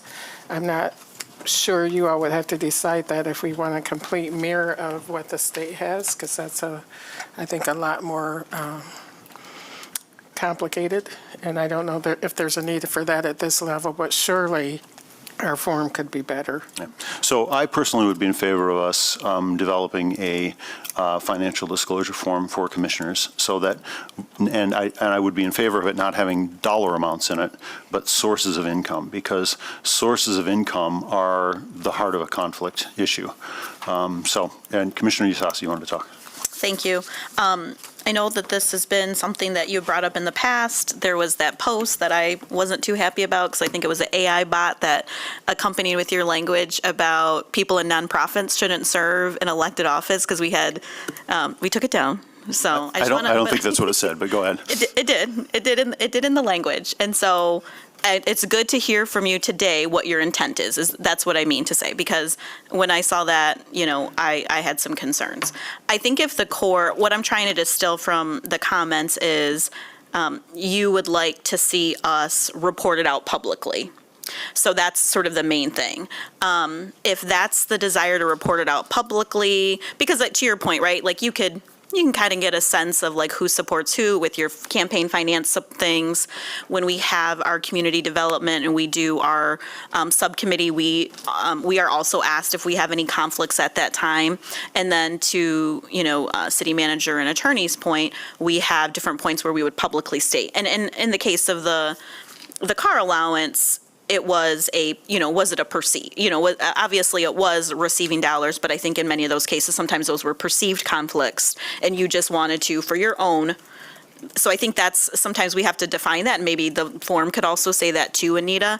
I would be supportive of something if it's generally reporting it out publicly. If we're going to report publicly, then I would say add the dollar amounts. I don't know why we would not do that. I think it's important. I think there is, so I don't have an issue with it. What I would say is if we could be expeditious in this is it the form being reviewed and what is the one core goal? Is the core goal to make sure the public is aware? And we're going to put it either, maybe at our little bio page and here's our disclosure and click here, or, or maybe even when we do, I don't know, we could think about if we do it a mid-year. We can figure out the time and just say, we've released that and communicate it out. I'm fine with that. What I want to do is give some good direction to the staff of how we can do this expeditiously. Because to me, the form has been working. I've reported it when my husband has gotten a new job, when I've gotten a new job. I don't have significant business interests. But so I think it's working. I think it sounds like it's the core is the reporting out to the public, which I would support. So. Thank you, Commissioner. And I think exactly to your point, I think the form has been working, and I think that, but I do think that particularly right now, in an area where, at a time when there's so much fear, when there's so much distrust out in the general public, I think that building trust in all of us maybe means going the extra mile. And so I'm glad you support it. Let me just throw this out there because I had a lot of discussions at the state level about financial disclosure, and some people would say, I don't have any assets. If the voters think I don't have any assets, then maybe I'll get attacked for being poor. And then some people say, I have a lot of assets. I don't want to get attacked for being rich. And whether any of us are rich or poor is one question, but I think the relevant question for the voters is, where are you getting your money from? So I'll give an example. It's an old historical example, but I think it was Neil Bush, one of the Bush brothers, ran an S&L. And when that S&L failed, one of the things they discovered was that the bank had given him a big loan. And it was a loan bearing 0 interest with no repayment date. Now, that's not a loan, that's a gift. And so imagine if, I don't know, General Motors wanted to buy City Hall. And all of a sudden it turned out that, they put all of us on, they gave us all a stipend. We were all honorary General Motors supporters, and they were paying us X. Well, if we're getting paid enough money, if we're getting paid $5 a year, probably it's not enough to influence our vote. So maybe we should have I think threshold levels matter, but having the public know that, Mayor LeGrand's getting income from General Motors. I wonder if that's affecting his decision to sell City Hall to General Motors. So the who's giving you money is really, really important for council. So let's, for the sake of, I want to go back to what the city attorney said, let's give them some direction here. So it sounds like you're set with that. Commissioner Isasi is in support of this as well. And then I believe Commissioner Robbins has. Yeah, if you don't mind, I also am very supportive of public disclosures of the source of our income. I think, to your point, that's what people want to know, is not necessarily how much, but where is it coming from? And I think that's the piece that reveals whether there's a conflict of interest, which is what this policy is about. And I, too, would share in concerns of amounts, on both sides of that coin, whether someone's making a ton of money or, working an everyday minimum wage job. Like, I don't want people to feel that disclosing that is going to change the public's perception about them as an elected official, because I don't think that has any bearing over that. So I'm very supportive of some sort of financial public disclosure based on source, not necessarily based on income. So that would be my recommendation as to what direction the staff could move in. Thanks. And that is the state policy right now. City Manager. Thank you, Mayor. I do want to point out that this policy not only pertains to elected officials, but also to appointed officials as is. So I'm assuming the revised statement would be required of both elected and appointed. And with that, if there's general consensus to improve the current policy, I would suggest that the staff benchmark other practices. The state's a good reference, but there are other municipal disclosure practices. I've done it several over my career, and we bring back several options of what we think are some of the best practice and give the commission a menu of things to choose from and give us further direction. Okay. I saw Commissioner Kilgore, but I'm not sure if I saw Commissioner Knight first. Did you have? No. Right. Commissioner Kilgore. Yeah, so I'm in support of this. I just want to give folks in the public more information. So in 2015, an investigation by the Center for Public Integrity noted that Michigan ranked dead last in 2015 for transparency in government. We've since gone a little bit further. I think in 2018, we were close to 35 out of 50 states, which I still think is poor. I think as one of our pillars and values to be government excellence, I think this is how we model that, and modeling behavior is good. I'm in support of one that maybe doesn't need specific figures. We've talked a lot about income, but I'd like to highlight something that I would love to see from this, which is debt. If you are in debt to someone, no matter what amount of money, your vote can look different. Your support can, or lack thereof, can look different. So I'm very supportive of this, hoping that this will move positive or be modeling behavior for our legislators in Lansing, who the BRIGHT Act, which speaks to a lot of this, has stalled. And I think Grand Rapids is a leader in many things, and hopefully we can lead with this as well. So supportive of this for both debt, income, and then highlighting some things as well of some folks' concern who may not be supportive of this type of transparency policy. Speak to, let's take debt for a second, of medical debt. So that's not something that I think is appropriate here, right? And that should be included, because even if you are an elected official, you do deserve to have some sort of privacy in your life, and maybe you don't want to know folks to know what you went into medical debt for. So there's things like that. I believe that we are going to have to continue to take a very metered approach to updating this policy, and I look forward to us doing so. Thank you. Another discussion at the state level, just so if I can add, was around gifts. So the question of like a gift above a certain threshold, and obviously you wouldn't want to include family members because you wouldn't want to get in trouble because you forgot something your wife or your husband gave you for Christmas. But outside of family members, obviously that's, one person's gift is another person's influence. Any other comments or discussion? I think the city manager, Commissioner Perdue. Thank you. I appreciate that we're bringing up this conversation. I didn't know some of the data around where we ranked, and I think that's focused on the state level, right? Yes, that's for the entire state, yes. Yeah. So I like the approach of looking at examples from other cities. I am bringing back different options that we might consider would be, I think, a good use of time. In general, I think, source of income and where folks get dollars, large gifts, I'm generally supportive of that direction. I think the other area that hasn't been mentioned, though, is business partners and how business partners might benefit from decisions made here. And I think that's important to bring into the conversation as well. In that, you nor your business partner should benefit from your public service. Got it. So if I could ask a little more on that. Let's say you and I owned a coffee house together. If I disclose that I own the coffee house and you're not on commission, me disclosing that I'm an owner of the coffee house covers that, you getting enriched from coffee house shenanigans, let's call it. Can you think of a scenario in which the commissioner disclosing their business interest wouldn't be sufficient? I guess I'm not clear there. I'm thinking of scenarios in which, so there's what's law and there's ethics, and I think a big part of what we're talking about is ethics. And I'm thinking of a number of situations in which real and hypothetical, in which elected officials might appoint their business partners to positions of influence, positions where they have decision-making powers over financial decisions and or decision-making powers and influence related to the direction of city policy.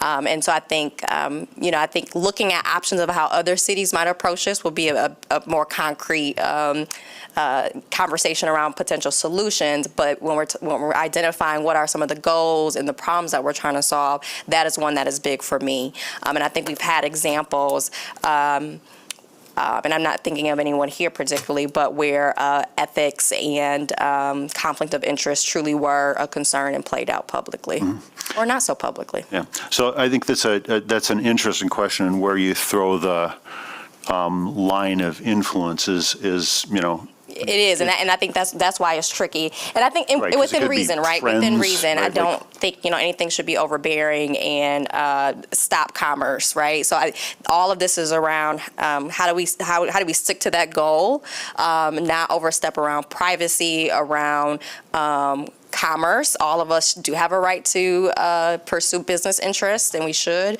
But I think we need to be careful about how we might leverage this position to do so. But I do think that the current policy speaks to a lot of that. It speaks to the information that we receive, particularly confidentially, cannot be used to enrich ourselves. Or those around us. It doesn't really say that particularly. So I think the topic and the direction is a really good one. The how we get there, I think the nuance is what's going to be the challenge. And so I think looking at what other cities have done and what has worked and what hasn't, that kind of strikes that balance would be where I will want to focus our conversation next. Yeah, I think that's a great point. It is a question of like what's feasible, because okay, if you're in business with somebody, you've got a relationship with them of some kind, but what about your best friend from college?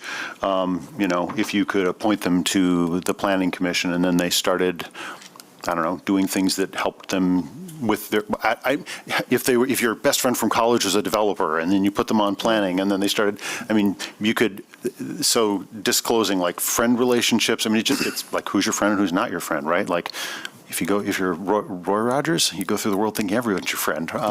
So Will Rogers, one of those Rogers. One of them was a cowboy and the other wrote How to Win Friends and Influence People. But yeah, I do think it's a discussion that's worth having, in the sense that I think if anything that could help us tighten up ethics and make sure that A, we're not self-enriching, and B, we're not making paths for people around us to self-enrich. This has been a problem in government since we started government, right? Levels. Mayor, I think what I'm hearing, if this is helpful, is there's a desire to have some aspirational elements embedded into this policy, perhaps through the form. And there's also a desire to have some foresight on the unintended consequences. We don't want this to be a sword that commissioners use against future commissioners to try to call them out and have misdemeanor charges or something like that, because there's some ambiguity in there. The complexity of business environment we know is quite complex, to say it lightly. And we want to account for that. So I'm picking up what you're laying down, and I think that with the city attorney's help, we can probably do some additional research and put something in front of you in a reasonable time. Thanks. Mayor, one follow-up. I'm curious, city attorney, are the forms that we fill out, are those open to the public? Like, in the sake of public transparency, is there a explicit connection there? At this time, they are not. You fill them out, we keep them in a file, and that's as far as it goes. So yeah, I think public disclosure would be imperative, personally. They're not protected, though. Good point, city manager. They are subject to FOIA. They're not. Sure. You don't have them posted anywhere. So the way that I take this at this point, the next step is we're going to work with city manager and come back to you with some options after we've looked at other cities. Okay. So thank you all. That was a great discussion. getting the sense that people are, that we've beaten this horse as long as we want to beat it, as much as we want to. Feeding a horse, is that your expression, Commissioner Kilgore? Feeding a bird with 2 scones, something like that. If we fed this bird enough scones, let's move on to. That is mine, but we did overfeed this bird. Well, I don't know about overfeed, but yes, we can be done feeding this bird now. That will bring us to our second presentation then. This is from Grand Rapids Police Department, and specifically going to focus, as I understand it, on progress we have made since 2022 in our police department and policing in general. So Here before the chief goes, I want to, first of all, thank the commission for allowing this important discussion and for the chief being here today. And I just want to clarify that this conversation that has been asked by several of you today is one that we've been having for years. And what the chief will do today is provide an overview of some of the historic things that have happened in the police department that I think has led to creating a safer community, a more trusted police department, but also some of the specific things that has happened under his leadership since he has been here. And you'll see he has been quite busy in the past 3 years. I know much has been focused since the very tragic incident in 2022, and we've kind of been recently reminded of that with many of the court proceedings. And so just to put things in framework, the chief is going to give us an overview and then also kind of talk about what things can be done in the future to improve upon this work. But I just want to also personally commend him for his leadership under some very difficult circumstances since his arrival. And here he is today, 3 years later, continuing to lead the department forward. So with that, I'll turn it over to him. Thank you, City Manager. And what I wanted to do today is take advantage of the rare opportunity to be present for the whole commission. And so I brought a large majority of the captains. Actually, one captain's on training and one is on vacation. But interestingly, I look out and see only Captain Bilesma is the one member of our captains or deputy chiefs who's in the same position as he was when we started. So a lot changed in 3 years. Joined by Deputy Chief Trigg here today, and some members of the department who you probably won't recognize because they're not in uniform. Additions to the department since I came. Our Chief of Staff Matt Weibel, Jen Kalchuk, our Public Information Officer, Magdalene Ward, our new, I say new, but you've been here long enough now, Victim Services Coordinator, and of course, hopefully, you all know Clarissa, our Victim Services Manager. Kevin Carpenter, Manager from IT, is here as well. Nate Mead, Lieutenant of Internal Affairs. We've got a whole bunch of captains here. Lieutenant Alcala, leader of the greatest group of detectives. Period. That's the end of that sentence. Also, Sergeant Gomez and Officer King are here from the Community Engagement Unit. So I wanted you to have this breadth of knowledge in case you have some questions. And one thing I'll say about the Community Engagement Unit, they're responsible for so much. Hiring is one of their big tasks, but also CLEAR, which is our returning citizens program.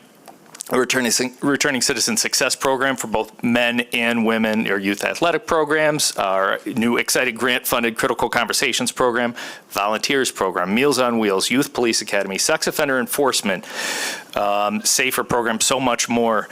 Also, you thought I was going to leave you out. Sergeant Howard is here. He's the supervisor for our co-response team. And Sergeant Ort is here. The captain for training is himself in training right now. And Sergeant Ort is here from the training unit. So kind of have everybody covered in case the questions get too complicated for me. So it's been a while since we did a comprehensive overview of the police department. Grand Rapids Police Department's been here since 1871. As the city manager said, it's been about 3 years, maybe 3 years, 4 months for me. We haven't done everything we've set out to do, but we're still headed in the right direction. And when I started, I asked both internally and externally, what's the most important key to success here? And that's it. It's the 2 words right there, be present. And I've embraced both structured and unstructured opportunities for internal and community feedback, made myself as available as possible to both the department and the entire Grand Rapids community.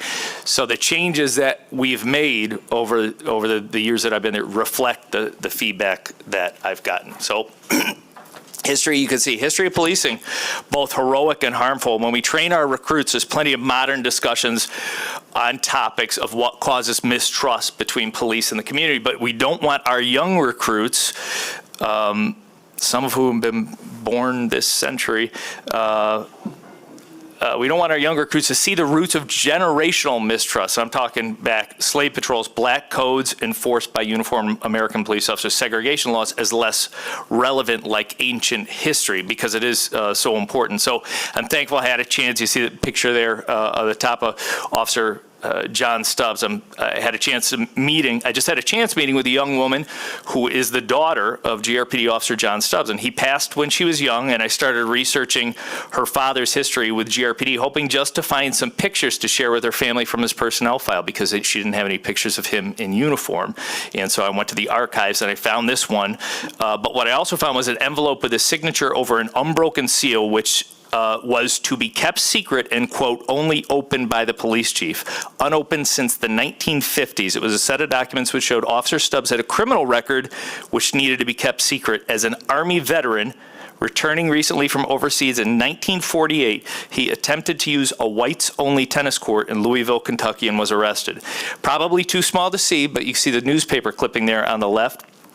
The paper even printed the names and home addresses of those people who had the audacity to come protest for John Stubbs in case anybody wanted to visit them at their homes in Kentucky to discuss it with him. 5 years later, in 1953, while segregation was still being enforced in some places in America by uniformed American police officers, John still saw the opportunity to do so much good as a police officer and joined GRPD. And this connection for me, and John's daughter Megan lives in the city and is younger than I am, so it makes it seem nothing like ancient history and is a great story to share with our young officers coming up.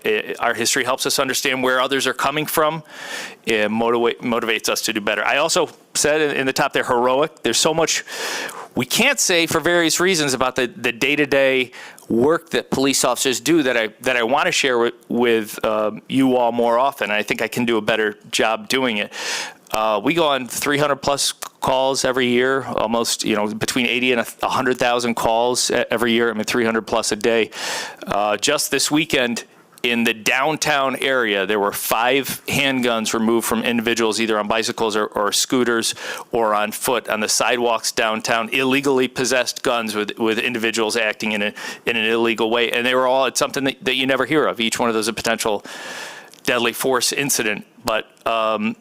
But I don't do a good enough job, I think, telling you about the good things. You'll see in this picture, the top picture here, with the incident on Cesare Chavez a couple years ago when officers ran into gunfire to save individuals who had been shot.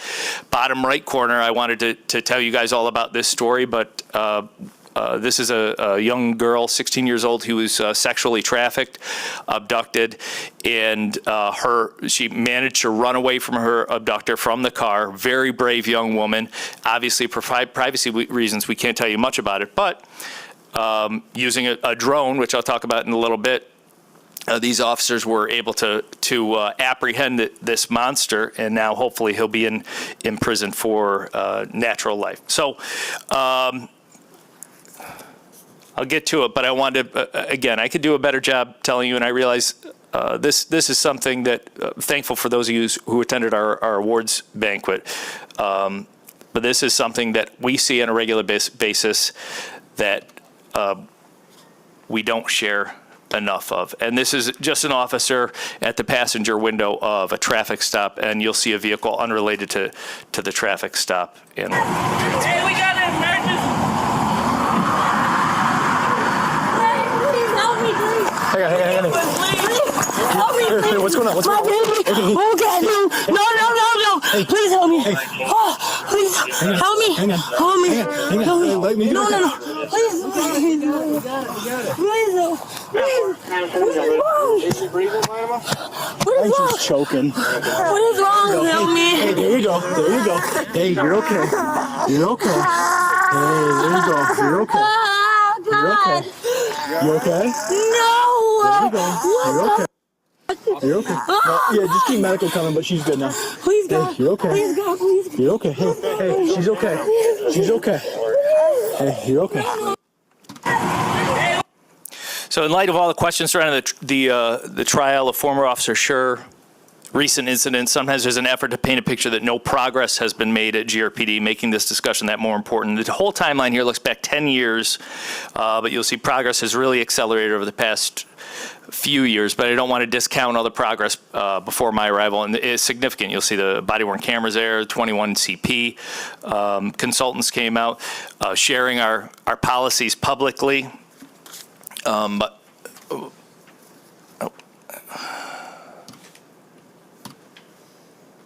Okay. So 2022, prior to my arrival, the surveillance policy, which we later followed to obtain drone approval, was updated. I started in March. It was a few weeks later that Patrick Loyoy was killed by former Officer Scher. The city as a whole increased its engagement with the refugee and immigration community, including GRPD, which increased the police chief advisory team to include representation from emerging communities, and started meeting with refugee communities, which continues to this day. We saw an alarming spike in violent crime during the summer of 22, and the rest of the city government rallied to do their part in making our city safer with a whole-of-government approach to public safety. In July, I gave a commission presentation for my 100-day anniversary, sharing my vision for the department. We also piloted the co-response program in Network 180 with our very first clinician. Later in the year, we became the first city in the state to add civilian oversight language to our collective bargaining agreement. Our 911 center updated technology to accept text messages to 911. Updated policies on de-escalation, response to resistance, and use of force were implemented, along with a sanctity of life policy that establishes the highest priority of the department, and training was completed to incorporate these new policies. 2023, another big year of changes as we reorganized our command staff to prioritize and elevate our training and engagement unit. We transitioned from impact striking to grappling jiu-jitsu focused subject control program, which has been embraced to the point we have numerous instructors now and a very active grappling club. We've observed safer results for all parties as we continue to train and get better. We began a community education and outreach program on social media to increase transparency, even including 5 Things Friday, which received national attention from police publications and help humanize our department members so they are not just seen as the uniform that they wear. We updated our strategic plan, expanded recruiting to include military bases and historically black colleges and universities, and took efforts to add efficiency and reduce the use of sworn officers for roles which can be filled by civilians. We transitioned sworn officers off the homeless outreach team while still maintaining a liaison position, hired a civilian chief of staff, and civilianized records, subpoena services, and public information officer positions. We obtained CALIA accreditation in July, ensuring that not only do we meet the best national practices, but we are in a constant state of self-evaluation. With summer violence again a concern, the city recognizes the police can't do it alone, increased its investment in summer violence prevention programs. After a large amount of public engagement and in accordance with the City of Grand Rapids surveillance policy, GRPD obtained drones for the first time in August of 2023. By the end of the year, we had launched a multi-pronged in-person and online recruiting campaign to aid in reaching appropriate staffing. With the support of OPA, we obtained new and improved body-worn cameras with better quality images and a 2-stage shutoff, which now prevents unintentional stops to recording. We also obtained new tasers with a longer effective range and technology which disables a taser if an officer loses possession of it. Part of that contract also gave us a state-of-the-art virtual reality trainers so we can enhance our scenario-based training to include a whole new catalog of real-life scenarios that look and feel realistic. Last year was the first time we sent a sponsored recruit class to the Grand Rapids Community College. We continue to utilize Grand Rapids Community College's academy, and I was invited by the college to provide input during their recent interviews for the newly hired academy director. February 24, we added a second full-time civilian to the co-response team. The police department met with elected state leadership to discuss police reforms, resulting in the publishing of an op-ed in the Detroit Free Press advocating the elimination of no-knock warrants.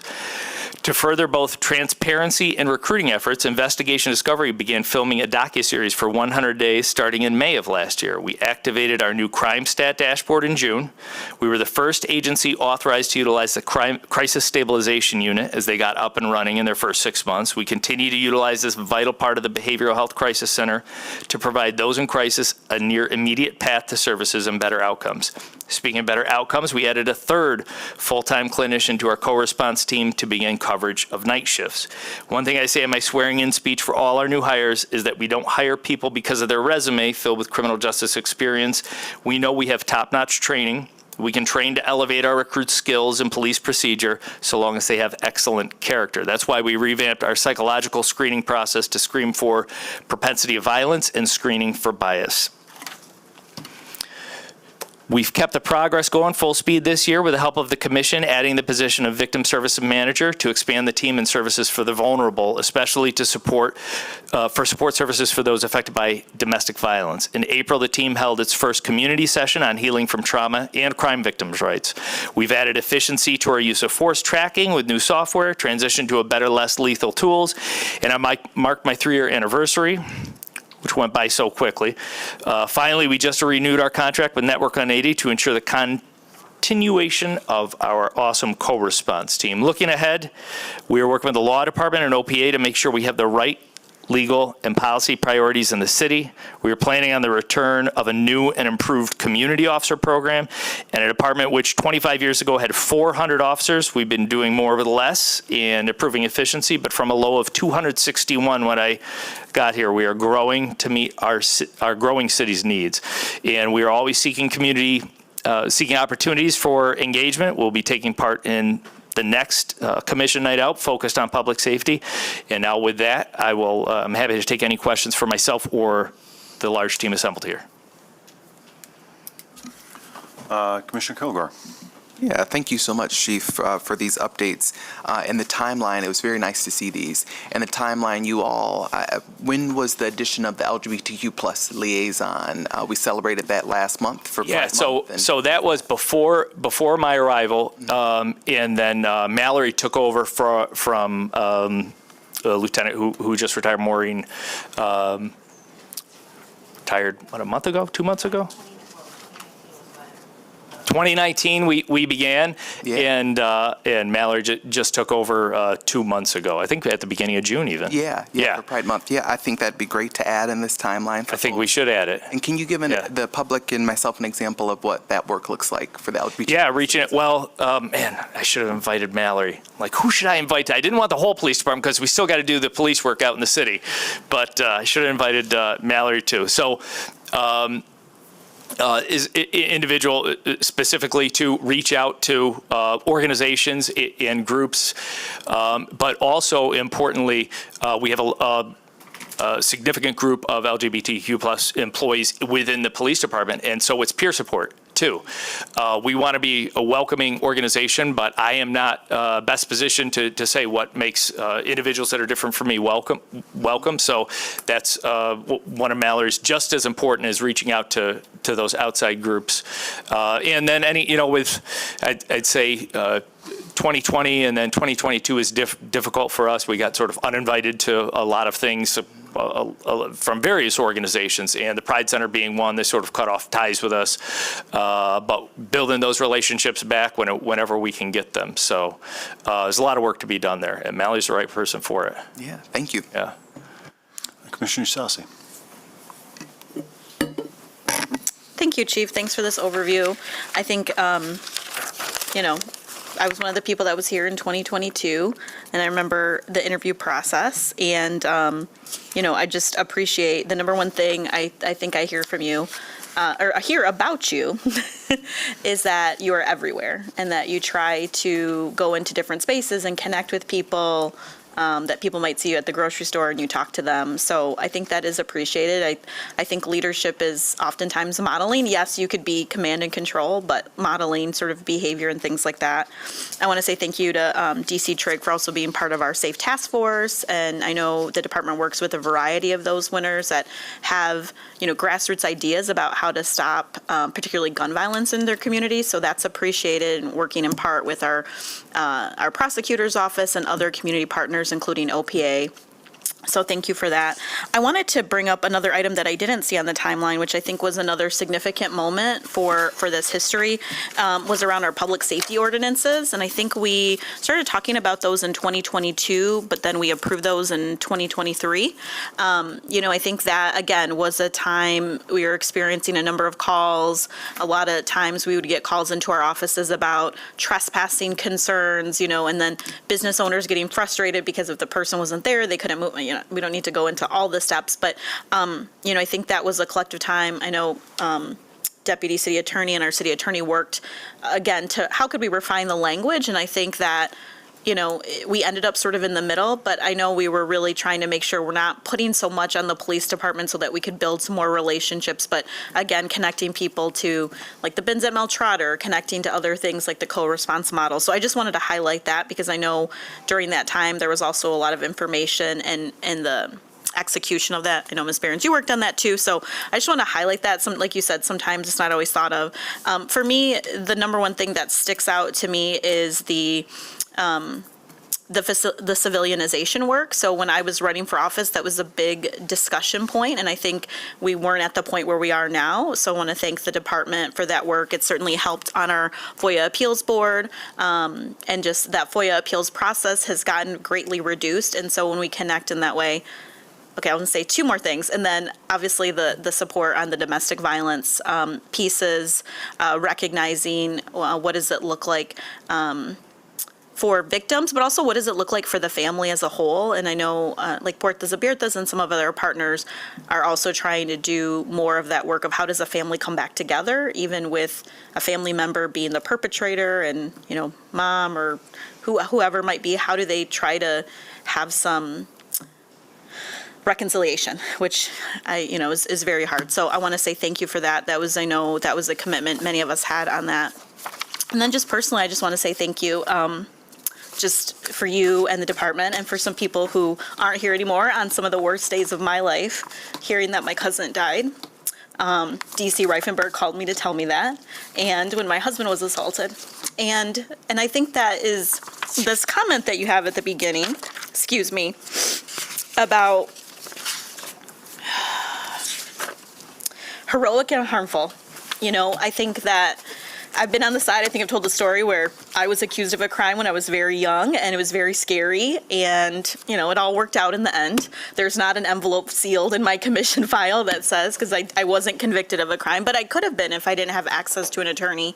But I think, we see that push and pull, and a lot of things play out on social media. But I want to say thank you because, especially to the detectives that are still working on that case and that worked on that case. I think sometimes until you need something, you might not understand all the things that go into it. And so I want to say thank you to all of you that are out there who might not hear those thank yous. I want to say thank you to recognizing the history that exists. When we get calls from community and wondering about things.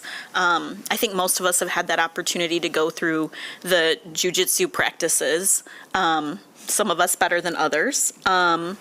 But I think that was, at least in some of the recent times, is like seeing some of that and then seeing things, but also remembering you might not be seeing everything from the moment something starts to the moment something ends. And so I think that's been the most compelling piece. And if quite honestly, this story of where we were in 2020 to where we are today, you should be very proud. You should be very, very proud. I'm very proud. I also think when we have pride, we always say what do we do more or different or better? I think recruitment is certainly one of those pieces. And I know myself and some of my past colleagues that aren't here anymore really pushing on GRCC to see that happen. So I'm rambling a little bit, but this is, I think it was hard to watch that video of that young baby, and I don't think that's the only baby that an officer has saved. And, some may say, is this propaganda? I just have to say, I think we do need to tell more of the stories. We need to be able to share more of those stories. I think the work that we're doing with OPA for people to know their rights and what are the pieces is also an important piece. So I'd love, how that continues to fit in so we understand when we go into a situation, what does that look like? So thank you. Thanks for this update, City Manager. I know, we have new members of the commission, but this is I think for a long time we were kind of knocking. It was a little quiet for the last year, and then I think the spring came kind of roaring in, and there have been a number of things that have happened, again, with like some young people and a lot of questions about that. So I think this is a reminder to all of us, like, not only do you need to tell us, but we can also, bless you, we can also come to you and ask some of those questions.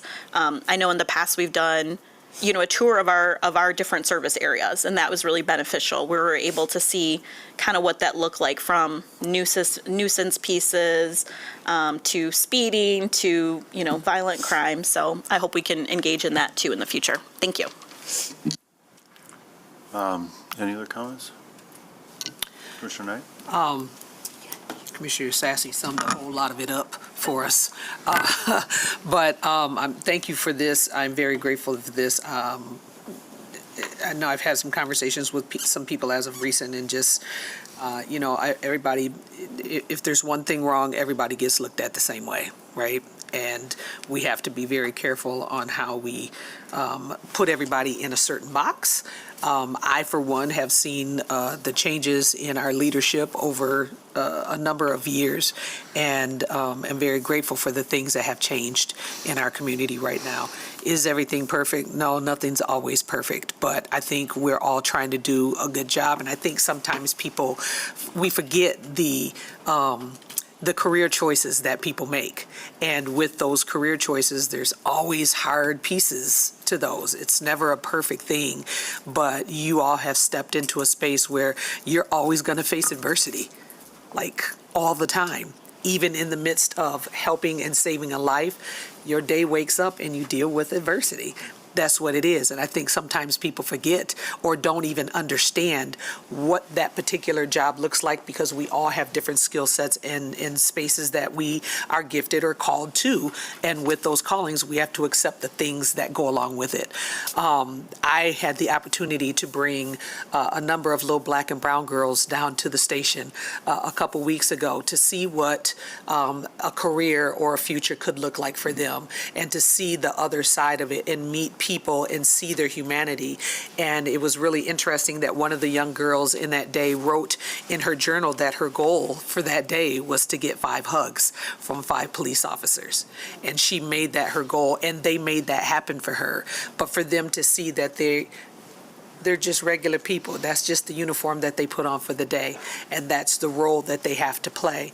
And so being able to show the humanity piece of what you all do in community, and knowing that you are still a part of the community.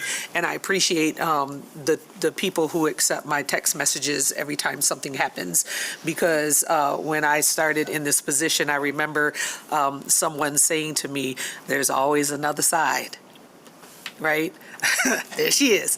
And so I really appreciate doing that, because it helps us bring reality and truth to the people that we serve every day. Even though in their situation it may see or feel like something else, we have the responsibility to bring that transparency and that truth to them, to help them see things in a different way. So I appreciate everything that you've done since you've been here, and the whole team, and continue to look forward and how we can just continue to do things better in our community and for the people that we love and serve. Commissioner Belcheck. Thank you, Chief.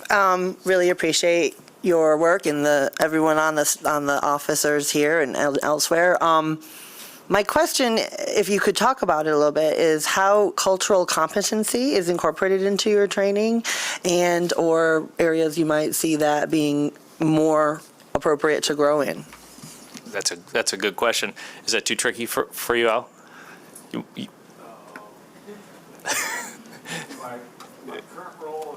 have to come to the... You got to come up here. Yeah, we certainly pride ourselves on our training and doing better. And I think implicit bias training was introduced into the curriculum prior to my arrival, and cultural competency certainly is something that we obtain throughout our careers as we are on the street. But can you speak at all to the recruits as far as how much it's talked about, or anything? No pressure. Right. From a cultural competency standpoint, it's something that we've covered in mandatory trainings throughout the years, over the years, but it's something that we cover during our in-house training. So all new officers that get hired by the Grand Rapids Police Department, whether they come straight from the academy or they're a lateral coming from another agency, they go through our own 8-week in-house training before they ever even hit the street. And then, of course, once they hit the street, there's another 16 weeks of training with a field training officer. During that 8-week time, we obviously cover a lot of policy and procedures, and a lot of the cultural competency maybe that you speak of would be covered in our policy in terms of, it was covered earlier in terms of the way we treat people.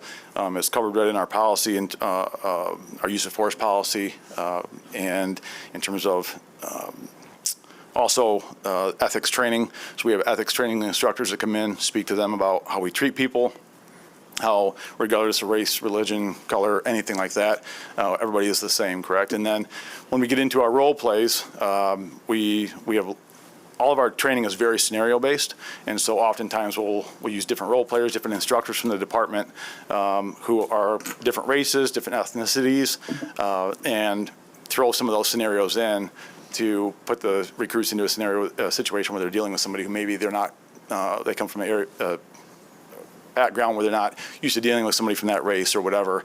We have some very good instructors who can really act very, very well through their experiences and working through the city.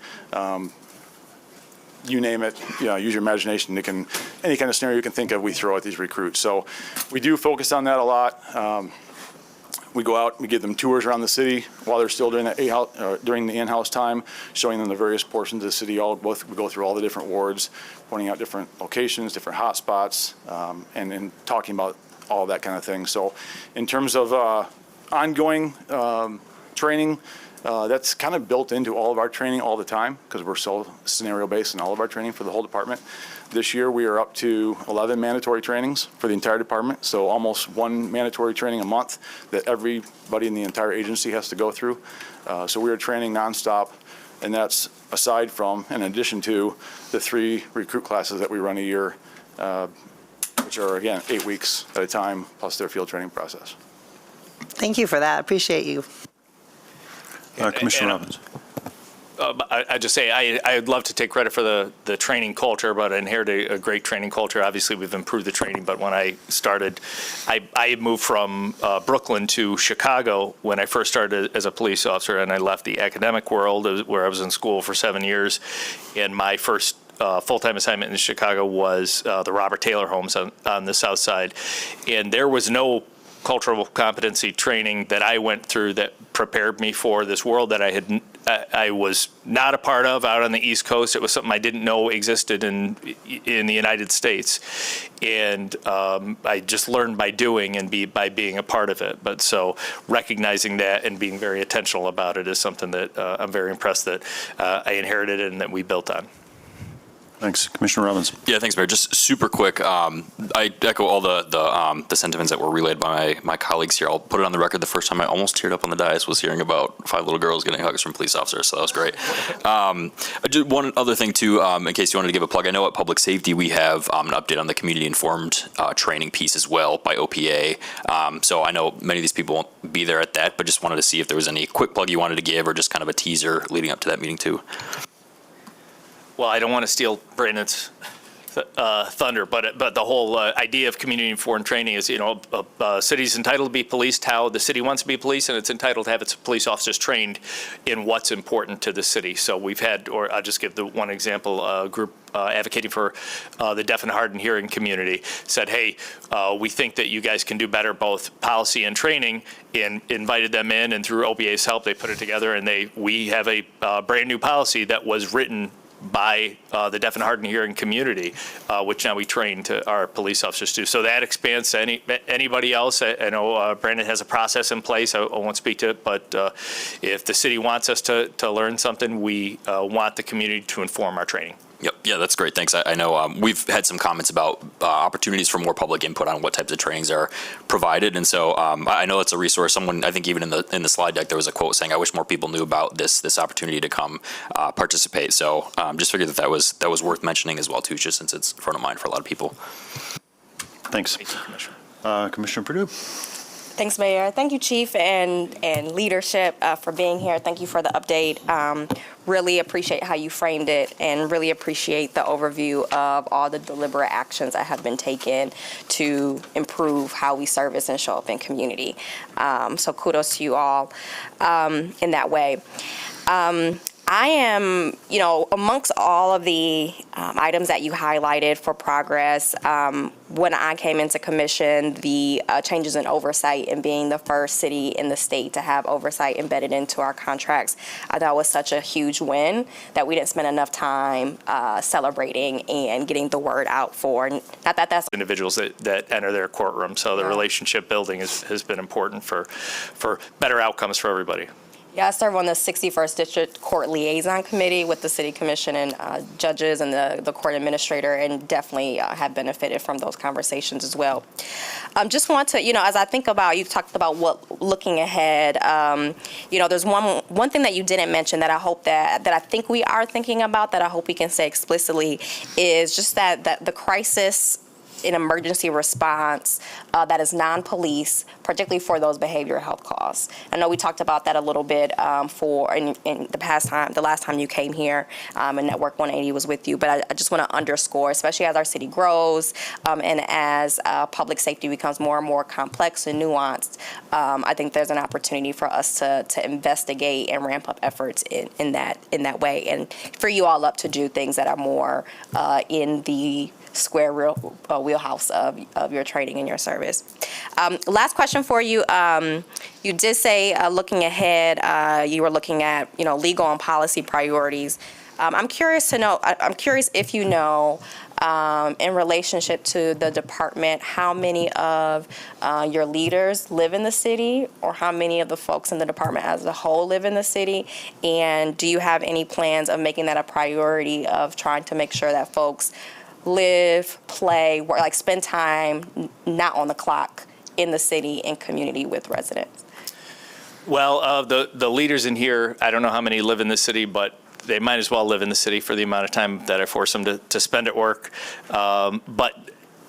So I obviously came up through the Chicago Police Department. In the state of Illinois, it is still legal to require officers to live within city limits. So my world there was every police officer lived in the city of Chicago. And I see the benefit of that. It's obviously become more familiar. You see, it may, from an outsider's view, may feel like you have a better stake in the community. Now, I also see the opposite side of that, the fact that I, like some of you, have had protesters at my house, get death threats occasionally at my house, am oftentimes accosted on the street by individuals in my neighborhood who I would not like to speak to. And so there are police chiefs across West Michigan who would say they would absolutely under no circumstances live in the city. For Grand Rapids, I think it's kind of it kind of comes with the job. It's something that in talking with the city manager when he interviewed for me this job, I said I couldn't see it any other way as the police chief. But I do see both sides where it comes to other individuals. So having said that, from a manager's point of view, it would be a lot easier if all of my employees did live in the city. So it's I get your point, and I want to say I'm team, like, let's have everybody live there. And we do have a significant amount of officers who do live here, and we have a few officers who I'm sure many of you on this panel know who grew up here and still are heavily invested here, and their families are still here, and they could but I get it from my Chicago point of view. Yeah, I wish we could draw a line and say everybody live in here. Now, one other curveball to that is recruiting, because of housing prices, et cetera. There are opportunities to buy cheaper houses if you go just outside the city. I know that myself when I was looking for housing here. So it's easier for me to get those young people who don't have the money to purchase their own house, who are willing to, okay, we'll commute to Grand Rapids. So it's tough. From a pure manager point of view, I would love for everybody to live here. But you said you do. I'm curious. Do you have a sense of how many folks on? I would say probably 25% of the department, maybe 30. Yeah. Yeah. Thank you, Mayor. Thank you. So, thank you, Chief. And, at the risk of stating something we all probably know, it's on us to partner with the police, us, the commission, on things we want to move forward on. So some of these things are going to cost money. I know, Chief, you're committed to the co-response team, but also looking at that, it doesn't take a rocket scientist to realize you're policing 24/7, 365, and our co-response efforts not fully staffed to meet that demand yet, but that's partly going to be a funding thing, and so that's on us, not you. So thank you for supporting that. I just want to flag that for my colleagues. Similarly, I really enjoyed what Commissioner Perdue brought up, that conversation about living in the city, and you and I both know, and the commissioners know, there was a Michigan Supreme Court case that said you can't require officers to live in the city, but there's no prohibition on us incentivizing it. And so I personally would welcome a conversation about some structured incentives that would reward officers who lived in the city financially, because frankly, there are costs, but there are huge benefits to the community feeling like the police are us. And they are, they sleep in the same city we sleep in. And so I'm certainly grateful to the officers who have made that commitment. And you're right. It's the problem with the kind of service that you do and that we do is very much being in the public eye, and sometimes being a lightning rod. And so, it's certainly not something I wouldn't want to,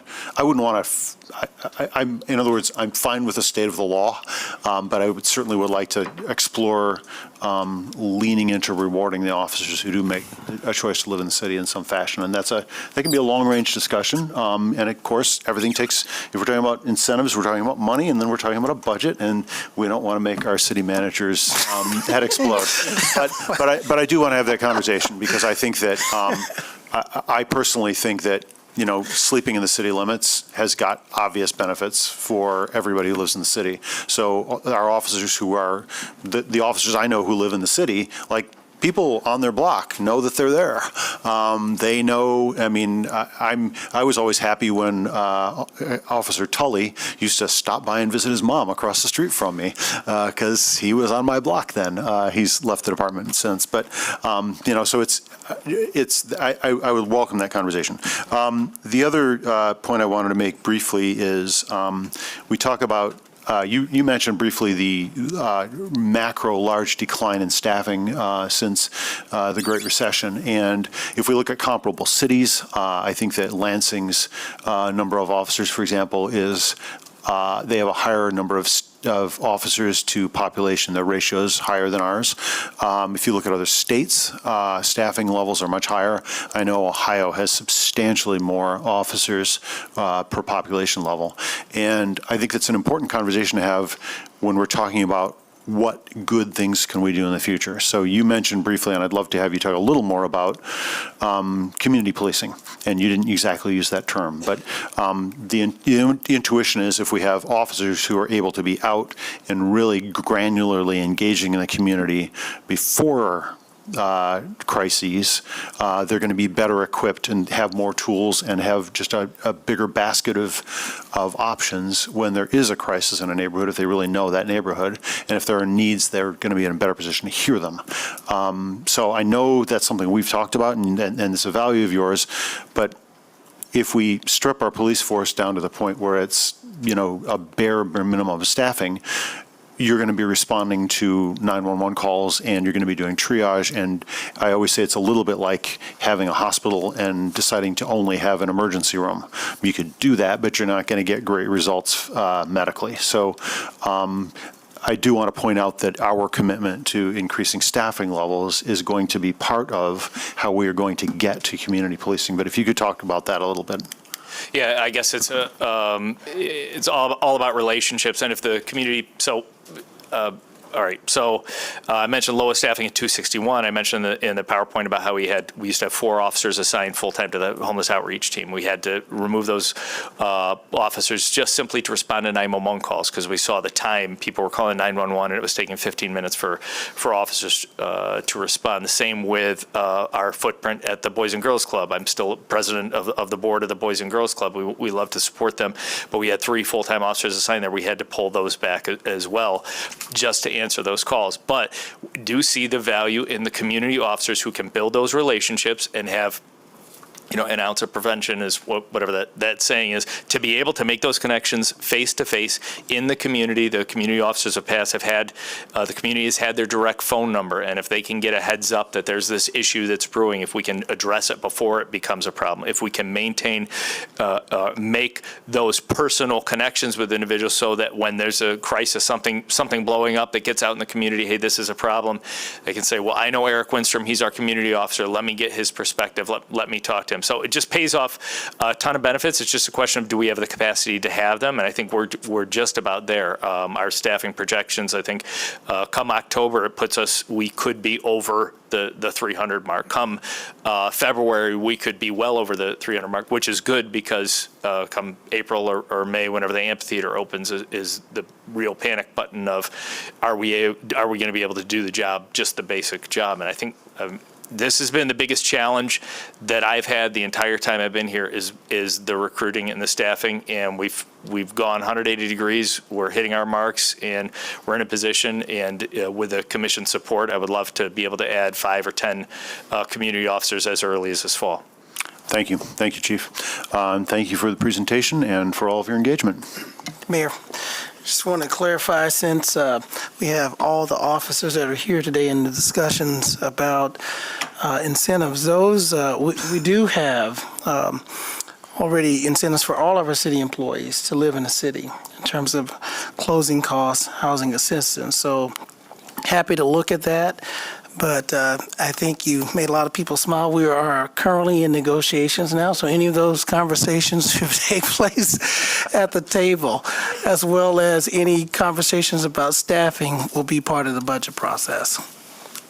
Thank you. And thank you, everyone from staff for coming, command staff. I appreciate all of you being here, and love to keep the discussion going. I know the chief gets the microphone almost all the time, but love to continue to have conversations with all of you too.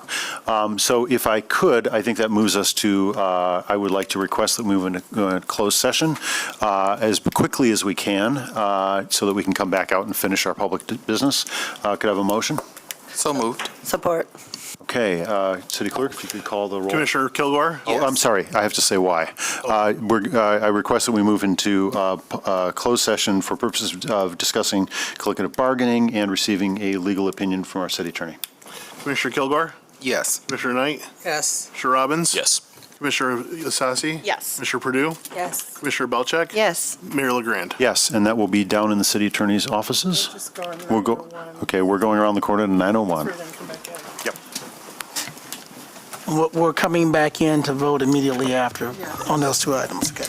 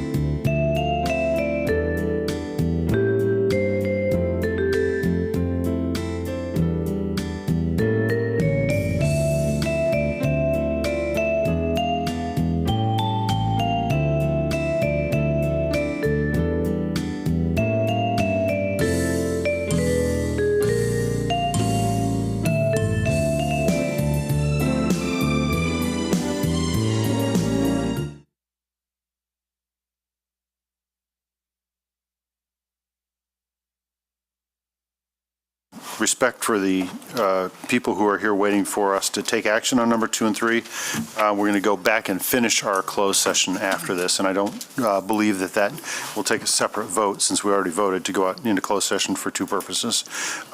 So that brings us to resolution number 2, a resolution approving the collective bargaining agreement with the firefighters for a period from July 1, 2025 through June 30, 2028. Do I hear a motion? So moved. Support. All right. Any discussion? Yes, if you want to go over that for us. Yes. So essentially, our fire contract, we have a tentative agreement for 11% over the next 3 years, and that's brought in at 551.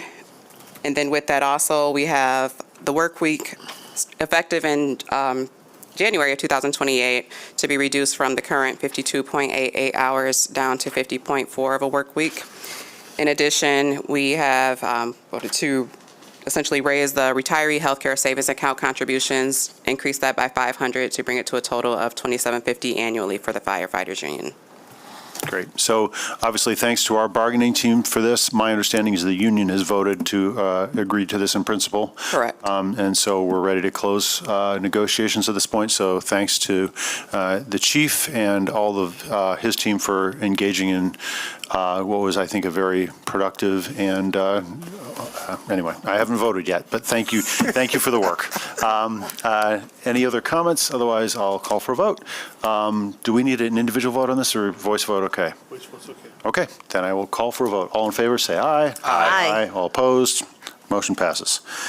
Thank you. That brings us to the next piece of action, which is the ordinance adjusting salaries and rates of compensation for employees, certain classified titles in the GR union to adopt annual ranges for those employees. And I see we have a staff coming up for discussion. So moved. Yeah, great. Thank you. Yeah, I can just comment that, we do this separately as just recognizing the wage increases you'll see in the item, but as far as a budget amendment, if it is above what we budgeted, we'll probably hold on doing the budget amendment until we get a few more of these bargaining agreements behind us, so don't expect a budget amendment till, second meeting of August or the second meeting of September, somewhere in there. Great. So if anybody out in TV land got lost, number 3 is essentially instantiating the item we just voted on because we just voted for pay increases for folks in the firefighters. Again, we'll have a motion. I have support. All in favor, say aye. Aye. All opposed. Motion carries. And City Manager? Thank you, Mayor. Thank you, Commissioners, for your support of these 2 items. I, too, just want to echo appreciation for the labor teams, both on management side as well as labor. And this shows how we can collectively work together to better our community. There are some big things that are planned in our fire department with new stations that are opening, a new training center.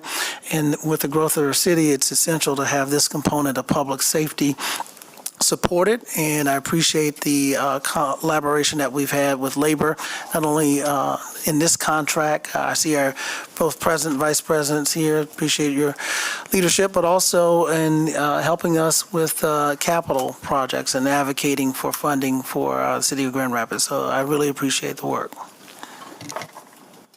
Thank you. And I think that will move us back into the second half of closed session. So thank you all, and that ends the public component of this meeting.